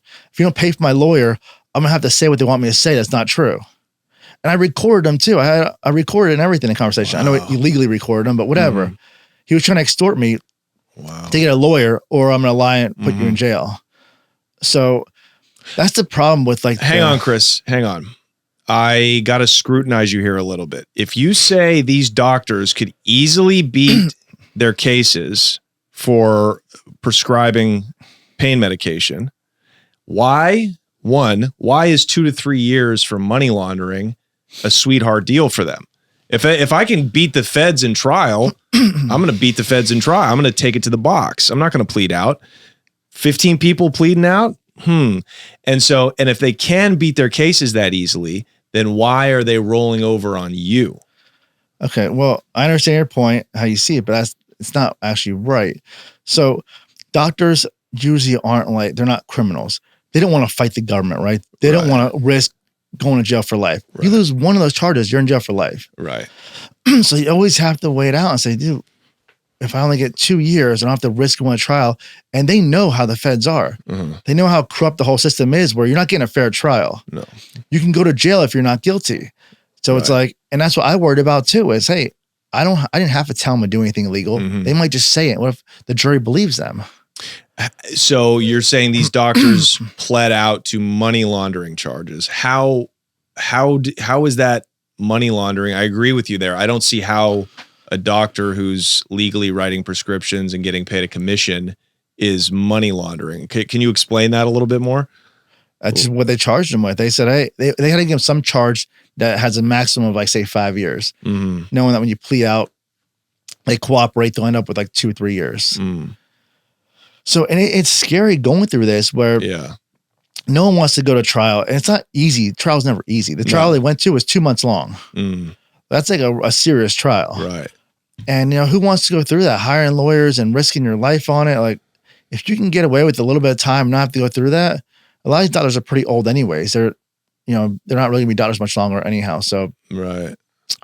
I wish they would have stuck it out and fought it, because if they all did, I would have definitely went to trial. Right. I'm just gonna stand behind them and go, listen, they all say they did everything right, and I'm just the owner. So no way did anything wrong. Right. But they're how many of them got arrested? What year did that big arrest go down? 2011. Okay. So first they roped all these guys together. Well, so it was over a year after they shut the offices down. I see. After they shut the offices down, then they started talking to everybody, their attorneys, and saying, hey, come in and talk to us. I went in 3 times and talked to them. The prosecutors wanted to talk to me with the agents. So me and my lawyer went there 3 times to the office with them, and there's like 20 people in the room, and they want to scare me into taking a plea, because they're like, listen, we want you to help us get to the doctors. We can't get to the doctors. And I'm just like, you can't get to me either. What the hell? You know what I mean? And I'm like, okay, they're like, we're going to show you what we have on you. And they started playing some of the phone taps, which they never do that. My lawyer's like, I've never had them play phone taps before someone's even arrested. And one of them was like, my friend was like, one of the other pain clinics was stealing our patients. He's like, oh, I'm going to go. I went down there. I told them they're going to need pain management pretty soon if they keep coming over here. They're going to what? Sorry? Need pain management. And then there's another person that they hit by a train and they died, and I'm laughing about it. Or just saying I said they're stupid by getting hit by a train because there's a bunch of, lights and noises and that kind of thing. It is kind of stupid to get hit by a train. You got to be stupid. I mean, or I still stand by that. Or you're deaf if you can't hear or see. Then, but listen, I don't want them to die. They're my patients. They pay me $500 a month. I don't want them to die no matter what. Of course. Plus, I make a living off them. Like, I don't want them all to die. But they say about 1,000 of them might have died. 1,000 of the people that you prescribed to died? Well, but, I mean, you sold to... You can't even count how many people... 50,000 patients about. Yeah, and they sold it, and if we don't know about those, 3/4 of those were drug dealers, you don't know how many pills your operation affected. How many people were, same with my weed that I used to sell. It's incalculable. Yeah, tens of thousands of people. And I didn't want them to die, but so they play those phone taps. One where someone in the office calls me and they're like, "Oh, hey, this person died," and I'm like, what was it? First visit or what was it? A lot of times it's the first visit. Like, yeah, it's first visit. I'm laughing like, oh, you gotta be tough to handle pain management. They couldn't handle pain management, I guess. Just making a joke about something I probably shouldn't joke about, but it's on my private phone, talking to someone in my office, whatever. Yeah. And so they play those for me, and I'm like, that's what you got on me? I know they don't have anything on me because I know what I did. And they're like, I'm talking, my lawyer's like, Chris, shut up. I'm like, no, screw this. Like, this is nothing. You got me just saying some stupid shit. This isn't the business being illegal. Yeah. And they call me back again. I said, well, more evidence to show you. It was the same stuff. Not the business. It was more like side stuff. And then a third time, they're like, listen, we're going to arrest you if you don't cooperate. And I'm like, well, I guess you guys are going to have to arrest me then. Because I'm not cooperating. What am I going to say? I did this, it's illegal? Because they wanted the doctors so bad. And don't get me wrong, most people in the case cooperated right away. But I wasn't going to do that. I'm like, I just didn't do anything wrong, so I wasn't going to do that. And I wasn't going to lie about someone to put them in jail. Like, I could never do that, which they all did. Most of them did. So what are the charges? What are the charges against the doctors? The most serious charges? Well, if they pled out, all they got was money laundering. But what were they charged with? Like, what is this big? That's it. Because prescription pills, what DEA schedule classification are they? Are they Schedule 1 drugs, 2, 3? So Schedule 1, it has no medical purpose. You can't prescribe those. Schedule 2 is the highest that you can prescribe. Okay. Which the Oxycodone is Schedule 2. Say Xanax might be Schedule 4. Right. Same with steroids. And Roxy's would be Schedule 2. They're an Oxycontin. Okay. Yeah. And then are there minimums like with street drugs, cocaine, it's like 5 kilos or more is like minimum 5 years up to life. Are there the same sentencing guidelines with prescription pills? There is, yeah. There's guidelines. The state's different, but the feds, there is certain numbers. But once you get over like 100,000, you're maxed out. Yeah, it's so life. Me at 23 million, I was maxed out way before that. So it didn't matter if it was 15 or 23, the same amount of time. How did they arrive at 23 million? That's how many they prescribed. Oh, so you tracked how many you prescribed? No, they counted them. How did they calculate that? They just went through the charts in my office and added up all the scripts. Okay. Yeah, because you were keeping track of every sale. I kept all the records. I have every script. We keep a copy of it. Yeah. So, I mean, it's pretty easy for them. And so that was just one clinic? Yes. So why did they choose to try to put the other clinics in the indictment? Well, some other people got arrested, but they said the amount of pills, they said, what's the point of going to these other clinics? There was just so much. It didn't matter if it was a couple more million pills. It's just too much work, I guess. Right. Just try to keep it simple. Yeah. Yeah. They have enough. They have everything they need with just one clinic. And it was the big clinic, American Pain, which is the big one. So, that one saw more than all the other ones combined. And what was the minimum you were facing, the minimum sentencing on that dosage, that amount, 23 million?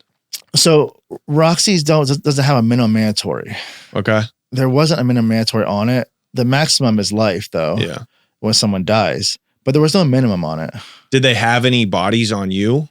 Like, how does your brother and what he was charged with, murder? How did that affect you at all in your case?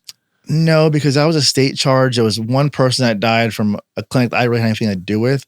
That the guy's sister worked in the state attorney's office, so the guy ended up committing suicide. It was the medical examiner classified as a suicide because the guy's girlfriend broke up with him. He took half the pills, and now he's dead.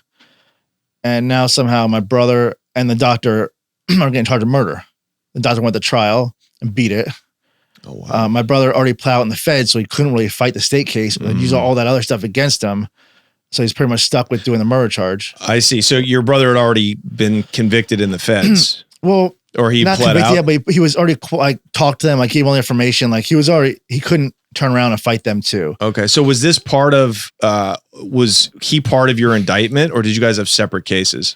No, on the federal indictment, we're both on there. Okay. On his state case, it's just him. Okay. So tell us about how you refused to cooperate. There wasn't much to cooperate on. You felt like you were being above board the whole time. Oh, but I could have lied and said whatever they wanted me to say. Right. I know what they wanted me to say. What I do they could want have you to easily say? done that and done probably 2 or 3 years in jail. What do they want you to say? That the doctors knew what they were doing. I, knew they were drug addicts. We didn't care about, helping people out, just giving as many pills as possible, things like that. Yeah. What if you had recorded them saying that? Could you have used that in your defense, or is that illegal to record somebody like that? I was, when I talked to him, well, did I record him? No, I didn't record him.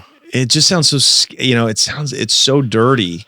It's so dirty. You want to just get cops on that, but I don't know if that's admissible. I don't know if that would be admissible if you took it to court. Probably not, but the news would play it. So it'd work, but right. I don't have it. I wish I did, but they're the biggest criminal organization there is in the country.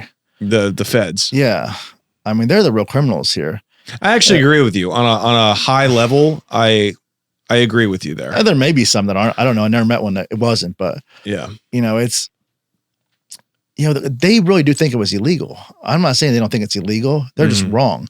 They're trying to play doctor. The prosecutor's reading medical books.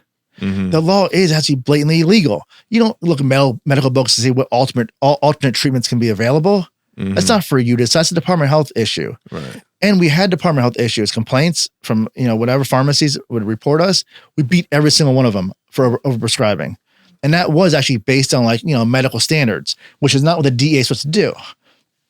So we beat all those, and every doctor had multiple ones all the time. I was paying lawyers all the time to fight it, and we beat every single one. So, I mean, there's just more and more evidence that this was not illegal. And of course, a jury, after hearing a lopsided trial, in favor of the government for 2 months, said it wasn't illegal. So, what do you mean? The doctors went to trial. Oh, okay, right. So this business was not illegal, right? And they won. They won. You can't. It's not really just me saying it. That's interesting. So it sounds like you had a good shot of winning. If these doctors could have won. Almost guaranteed to win, yeah. Okay, so tell us about this. You refused to cooperate. How did the whole arrest and indictment go down? And what time frame was this? What year is this? Okay, so I met with them. I got arrested in 2010 and October 2010. After the third time meeting with them, I'm like, listen, I'm not gonna, cooperate with you guys. And they just said, all right, fine, we're gonna arrest you. We're done with you. I'm just like, oh, that's what you have to do then, I guess. So they did the next week, and they arrested me on a gun charge because I am a felon for the steroids and other stuff. And what other stuff are you a felon for? I stole a cop motorcycle when I was like 19. A cop motorcycle? Yeah. Man. So, I know, I was a dumb kid. Dating you has got to be just one roller coaster after another. You're like, oh, and what else about your past, Chris? Yeah, I mean, I don't know. That cop motorcycle was just sitting there, so I just took it. Yeah. But whatever, 19. Naturally. Stuff happens. So I'm a felon, so I can't have a gun at my house. Right. I never did. Like, I like shooting guns, like shotguns, like going to the range and doing the trap and skeet. We went one week and the gun broke. And I left it at my house to have someone pick up and get it fixed. So it was there when the cops came. So they initially arrested me on only a gun charge. Because if they arrest me on the whole RICO case, the pain clinic, I can go to have a speedy trial. And the feds is 70 days. They have to bring you to trial. And they want to get everybody to cooperate first because they don't have a case yet. If they had a case, they would have arrested me for it.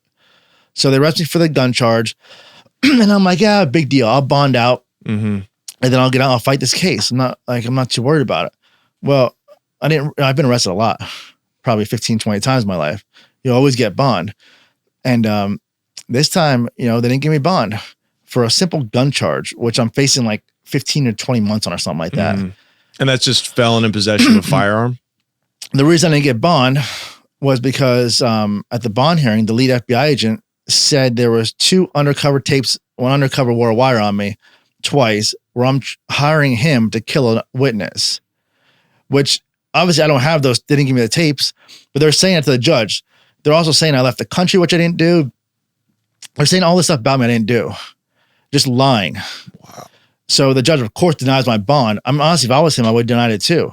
Yeah. They made me sound really bad. And I'm like, my lawyer's like, what the hell? You're on tape killing someone, hiring someone? I'm like, no, I didn't. The guy tried to get me to do it. I said, no. What if the judge had asked to hear those tapes? The judge is a piece of shit. He doesn't care. Like, so would the prosecutor have gotten in trouble for lying? Could you have charged the prosecutor with, I guess you're not under oath, right? But disbarred. That's so crazy. So we asked for the tapes because I'm like, so he denies my bonds. We appeal it. And I'm trying to get these tapes to fight it and say, listen, this isn't true. The FBI delays it for like 6 months to give me the tapes. They're like, oh, it's in Texas getting enhanced. Right. I'm like, I don't want the enhanced version. I want the original version of it. Yeah. Because I remember some guy that did wear a wire on me. Do you recall like what conversation that could have been? Exactly. Yes. What was it? Like, could you tell us the context when you were talking about killing an FBI agent? No, not FBI, a witness in the case. Oh, okay. Can you tell us about that? Yeah. So after we got shut down in March 2010, people started cooperating. One of my best friends started cooperating, and I didn't know he was. He didn't work at the clinic, so I think he worked like just on the side for us. And he knew I didn't like some people, and I probably wish they weren't alive. So he asked me about killing them, and I know it was twice, and I said no each time. I'm like, man, like all this stuff's going on. Like you're an idiot. Stop. Like, obviously, who are these people? Who are these people that he suggested he could kill? One of them robbed me, stole some money from me. From your house or from the clinic? From my house. Oh. And then another, I don't know, let's just say that one for right now. Patreon, folks. That's where all the truth comes out. So, yeah. So he did try to get me to do it. And I said no. Why would your friend want these people killed for you? Well, he was just saying, hey, give me $15,000. I'll do it. Right. Oh, because he was your best friend. Well, because he was worried about getting in trouble. So he's trying to get himself out of trouble. His dad is an ex-DEA agent. So his dad knows how the system works. So his dad said, hey, cooperate right away. Do whatever they want you to do. So they said, of course, wear a wire on Chris. Jeff, my brother, they got enough on him. They don't need to wear a wire on him. So their main goal is to get me at this point. Yeah, so I asked them for those tapes. Took them 6 months to give it to us. When they gave us the tapes, it was, I think, one tape. and it like cut off at some point. There was nothing about killing anybody. And they're like, oh, we'll just cut off. And it's just like, no, you guys cut it off because you know I said no. So they're not going to give me that part of the tape. They don't have it no more. So, and also, if they had tapes actually incriminating you to murder a witness, why aren't they charging you with that? Exactly. And what play the tape in court then? Like, but that was the lead FBI agent on the case who got promoted for, her work on this case, who's just totally corrupt. Yeah. What was I saying? So yeah, that guy tried to get me to do that. Okay. So you're now in jail, but now they don't have to give you a speedy trial. So okay. So no, I appeal it. I appeal my bond. I didn't get those tapes for 6 months. So my appeal of the bond lasted like a month. So I wasn't able to get the discovery I needed. You request discovery, I'm supposed to give it to you right away, but they wouldn't do it. And my lawyer just sucks. He should have fought that, filed things to get it, motion to compel it, whatever. They don't care. They get paid. They don't want to do their job no more. I don't know why. It'd be good to beat them, but he didn't want to do his job. So that's why I got stuck in jail. Then they arrested me like over a year later with a superseding indictment for the RICO charges and all the other stuff for the pain clinics. Because at that point, they had everybody. Now, they would come to the jail at that point before I got arrested for the RICO and say, listen, we need you to cooperate against these doctors. This guy's telling on, he's saying this doctor's saying this. And I'm like, dude, they're liars. I don't care what they say. I didn't tell them this stuff. I'm on tape with your undercover. When the doctor says I don't feel comfortable doing it, I say, hey, nothing to do about that. I don't force them to do it. You have the evidence of how I interact with the doctors. I don't force them to do anything they don't want to do. So then it came to the point where I'm filing these motions to suppress the phone taps and the search warrants. Same kind of warrant, same facts. Because in those warrants, everything's a lie. 64 pages of total lies or just half truths or things that have nothing to do with me, but make it seem like it's with me. I mean, saying things like, we have a tap your phone because we have no access to get to them. The undercover we had that was talking to him, which they did as some undercover or a CI, some guy ended up being a rat, some 60-something-year-old guy I didn't know. I'm not talking to him no longer, so we need to get a wiretap. I was talking to the guy still. They don't care. They just lie. So I filed the motion to suppress these warrants, which no one ever wins those. No one ever gets a wiretap suppressed, thrown out, but this one was going to happen. And they filed their response to it, which is horrible, saying like, oh, well, by us saying he wasn't talking to him makes him look like a better person. Yeah, but that's your reason for getting a phone tap. And all the other crap you said that you left out, it's total crap. So how long were you in jail fighting the case? Over a year. Okay. And we're during this time, they're trying to get you to rat. When do they give up on that and try to get you to plea? Well, pleading and ratting is the same thing. Kind of the same thing. Yeah. Plea out and then cooperate. What are you facing? What does your lawyer say you're facing? You're facing life, obviously. Well, yeah, I was going to face life. Yeah. Okay. They said if I cooperate, we maxed out at 20 years. And so I'm fighting these warrants. And they filed their response to my motion, and I'm getting ready to file mine, which they know this is it. They're going to lose. If they lose those warrants, the whole case is done. Right. All the records they took from my office, they got to get back to me. Can't use them against me. So then they come in and say, listen, here's how it's going to work. Your wife's pregnant, ready to have a kid. She's going to go to jail right now. Your mom's going to go to jail right now with no bond. And your brother who's pleading out, that told us everything he did wrong, isn't going to plea out. He's going to go to trial with you and get life. So if you don't plea out, they're all coming to jail and your brother's going to jail for life for sure. And I'm just like, oh my, this is screwed up. I'm like, it's like really stressful. Yeah. So then eventually I'm like, all right, well, tell my lawyer, I'm like, listen, tell him fine, I'll plea out. So I went there, plead out, or told him I'd plea out. And I was trying to get it to where they could plea out first and I can renege on it and now plea out. And they ended up saying, no, you got to plea out before all them. And I'm like, well, I can't do it then. I had backed out of it. I said, listen, I'm not pleading, I'm going to trial. And there were just more things they were saying they would do to my brother and all my other family. And I'm just like, you know what? What did they have on your brother at this time?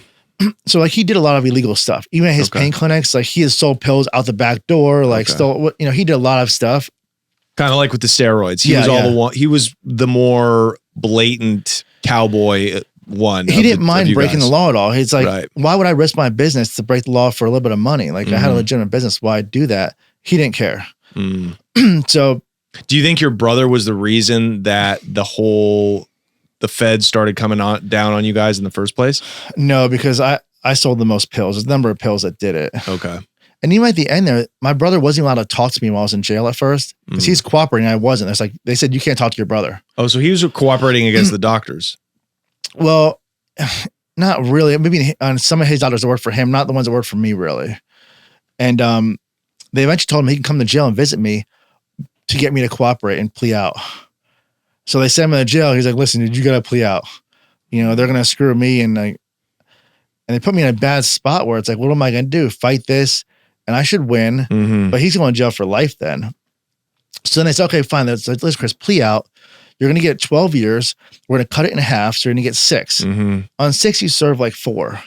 And I'm like, well, you know what? That's not horrible. It's a lot, but I've already been here almost 2 years. Yeah. I'm like, you know, and then my mom won't go to jail. She ended up going to jail for 2 years anyways. But they told me she wouldn't if I pled out. So yeah, they got me there again. So yeah, I thought I was doing it to help out everybody. Yeah. You know, my kid's mom and stuff. And yeah. Was your kid's mom really pregnant at the time? Oh, she went to jail too.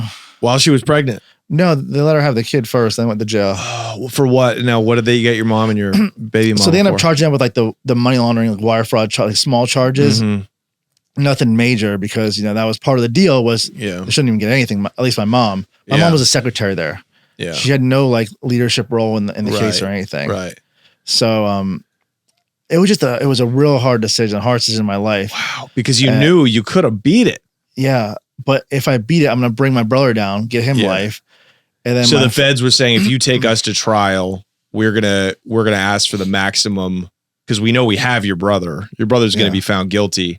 So we're gonna make sure we're gonna ask for life from the judge. Oh yeah. And they said he's already cooperated with us. We can use his statements against him.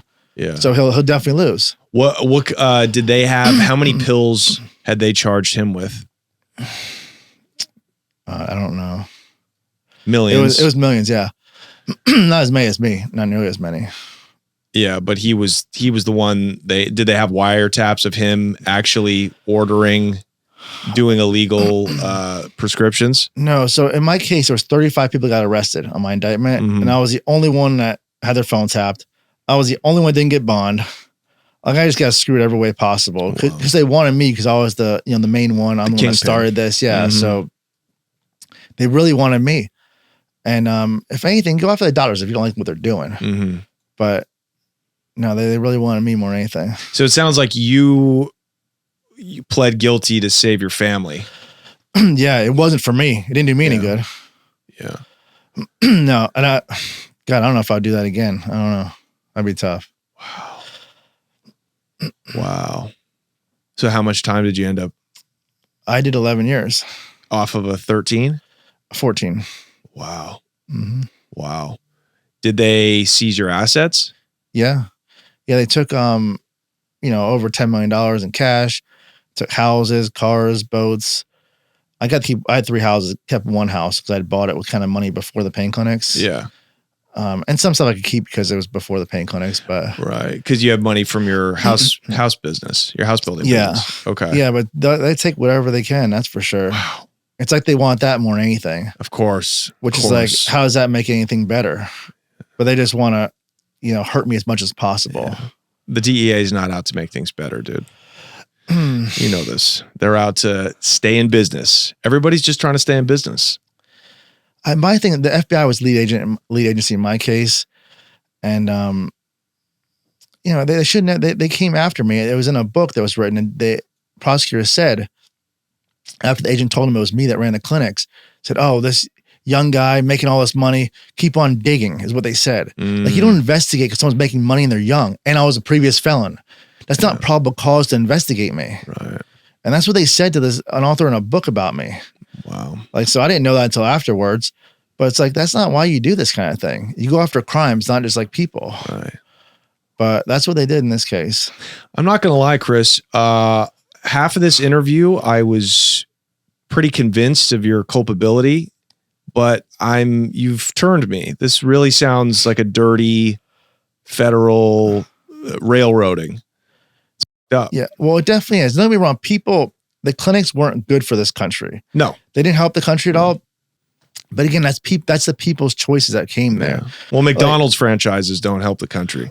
No, they hurt kill people, as many people as opioids do. But it's like in the long Ford. term. Is Ford ever responsible if someone speeds in their car, doesn't wear a seatbelt, and dies, or drinks and drives? They're not responsible when someone abuses their product. Just like I shouldn't be responsible if someone abuses the product that we sell.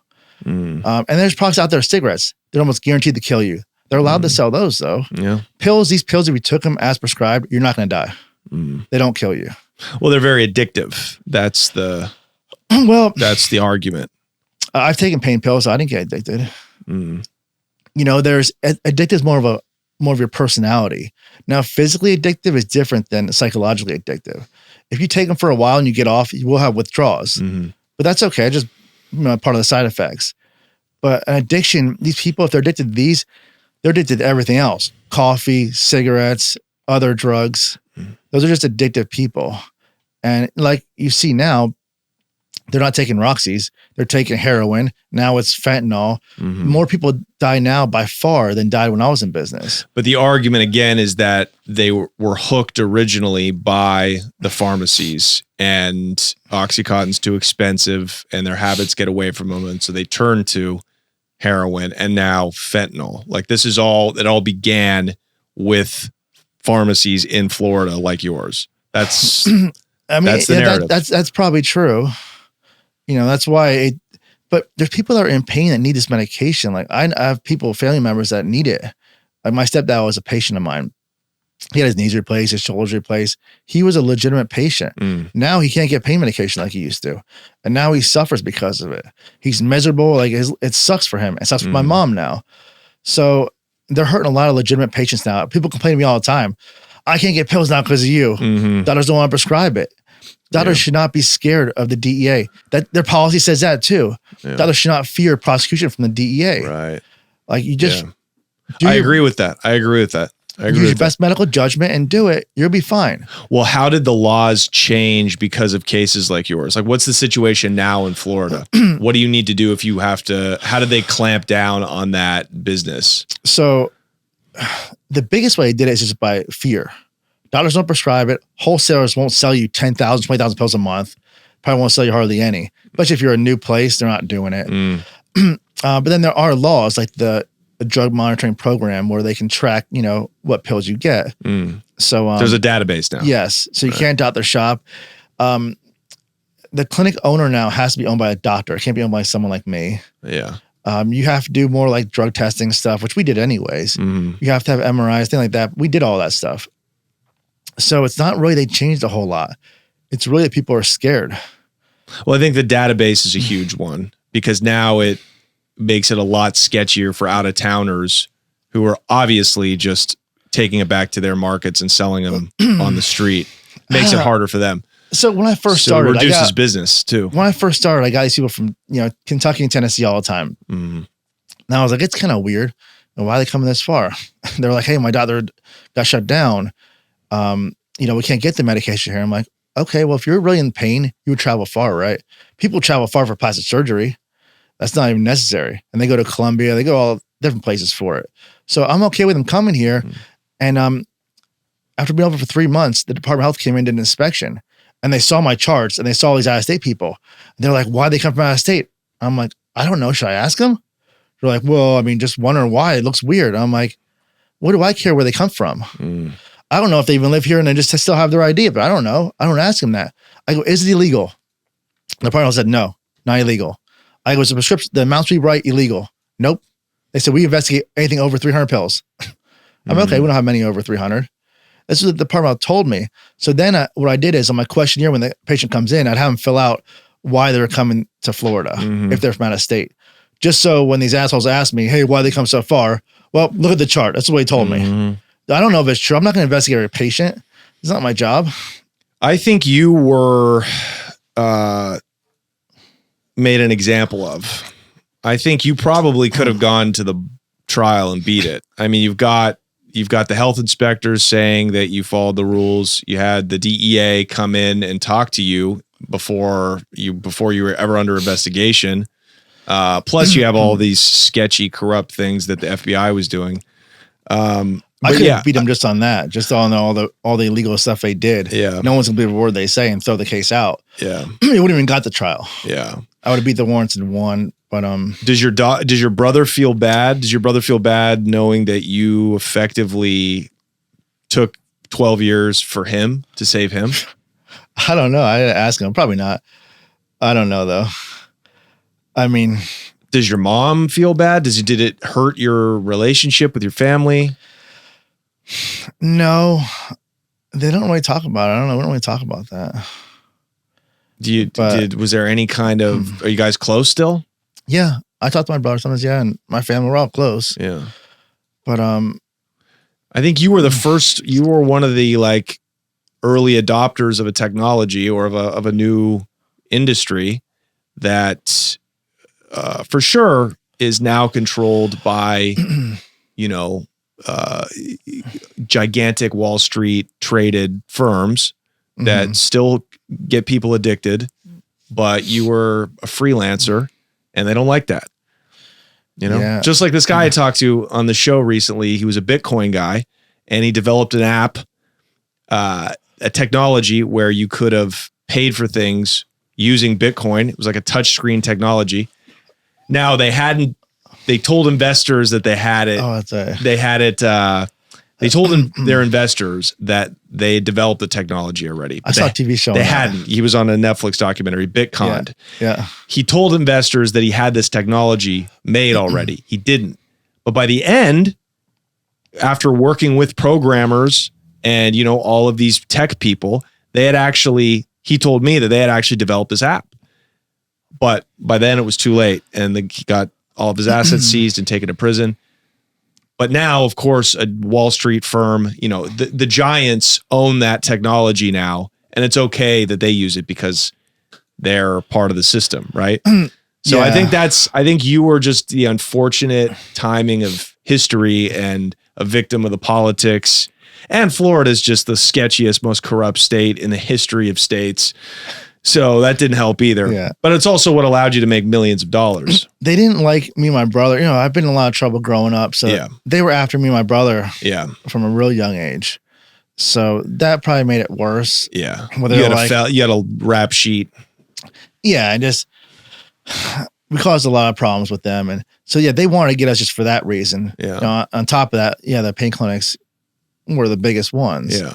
So they figure, hey, how do you slow this down? You stop them. And they can come in there and shut you down, take all your stuff, and not even arrest you.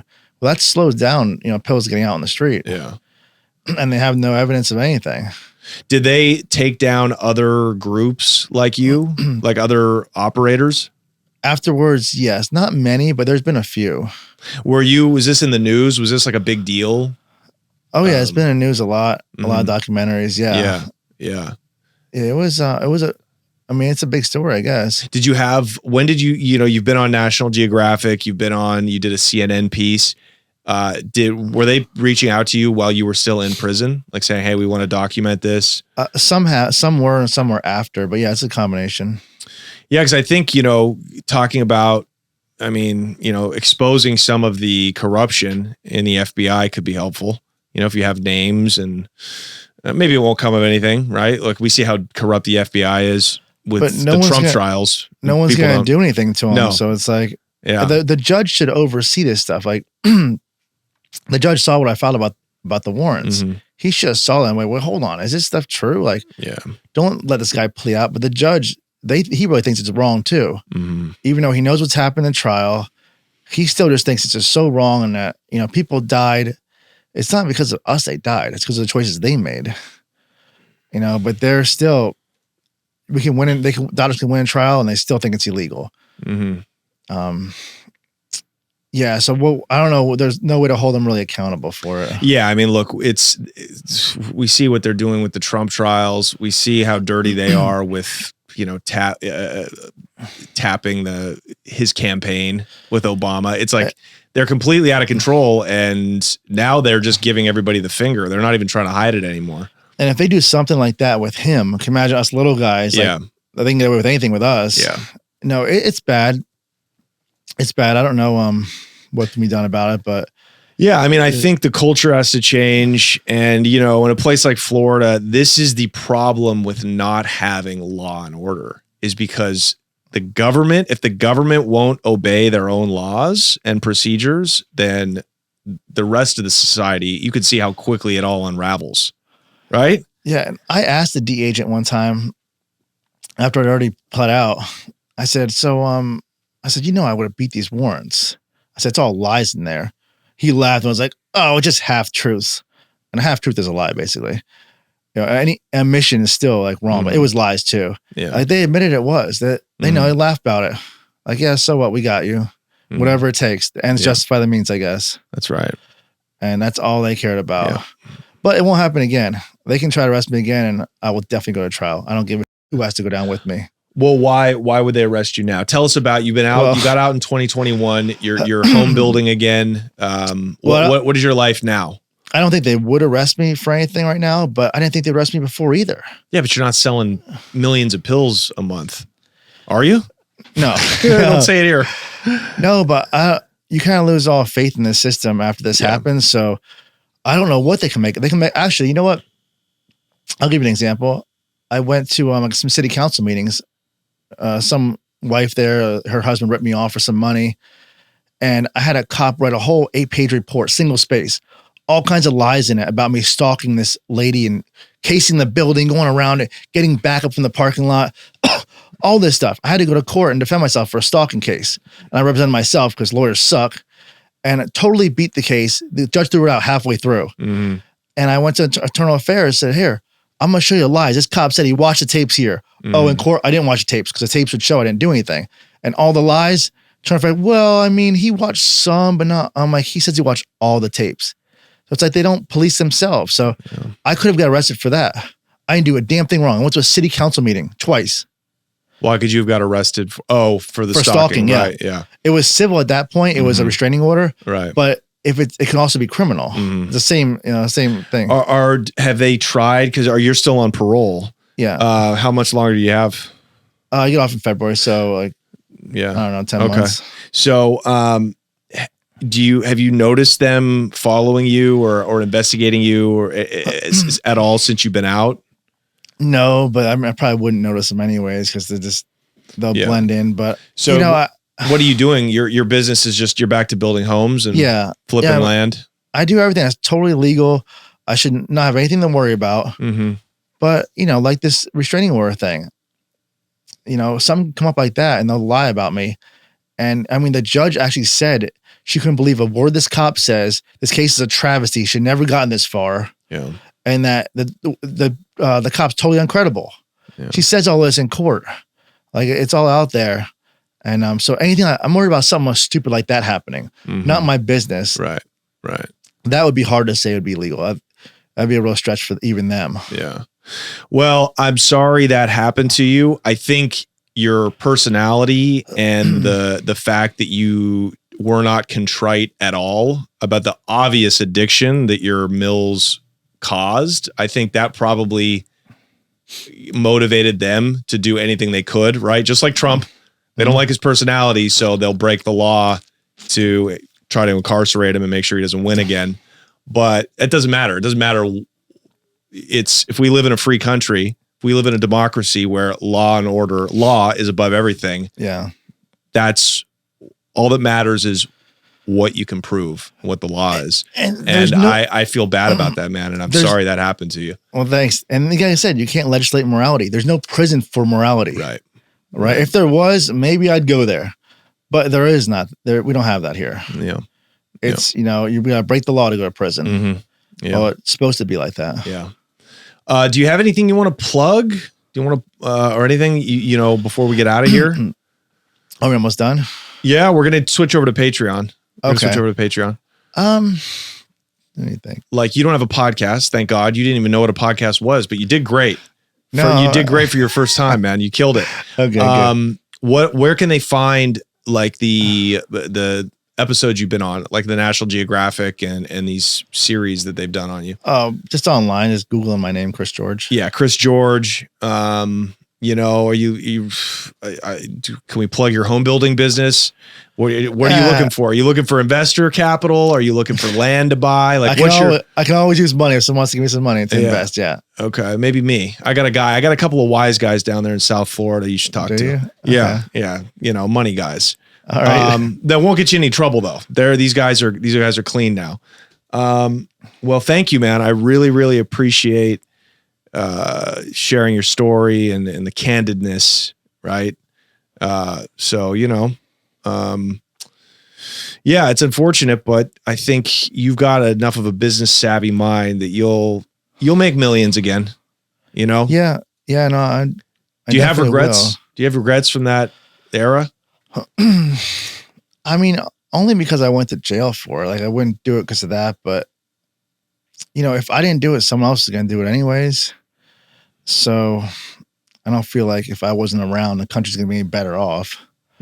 But it'd be hard to do. I mean, I would like to do it and go to trial and just win because I'd feel really good. You know? I know that feeling. You're like, I want to commit another crime, get arrested just so I can beat him at trial. I want them to do something, arrest me like false like this again. One of my greatest fantasies is beating the feds in trial. Yeah. Like I used to picture that in my mind, like how I would react getting a not guilty verdict. Like I would like show my balls to the DA. I would make kissing noises at them. You know what I mean? I'd grab her by the hair and kiss her on the mouth. You know, if it was a female. Like it's one of a convict's greatest fantasies. What he just thinks I used to pace in my cell thinking about how I would, beat this case again if I could have done it different. Yeah, I definitely wish I could have gone that route. And I did it, the restraining order case, I kind of did it there. I mean, it's a smaller level, but you know, I got to cross-examine a cop for like 2 hours and make him look stupid. You might have been a good lawyer. I think I would have been. Yeah. Judge said I did a great job, and I did do a great job. I mean, like he dropped it halfway through. I couldn't even call my own witnesses. Judge was like, this is over. Yeah. We're not going anymore. So yeah, it feels good, but he's a cop at where I live at. So, you know, it's probably not good pissing them off too much, but I just got to make sure I'm doing everything right. So if they do come after me, I at least have a good defense. I can defend myself. Yeah. Florida's sketchy, folks. Don't mess with it. Chris George, thank you so much, buddy. Patreon.com/TheConnect Show. We're going to talk to you a little bit more. Thank you so much for coming out here, man. Killer episode. Take care, guys.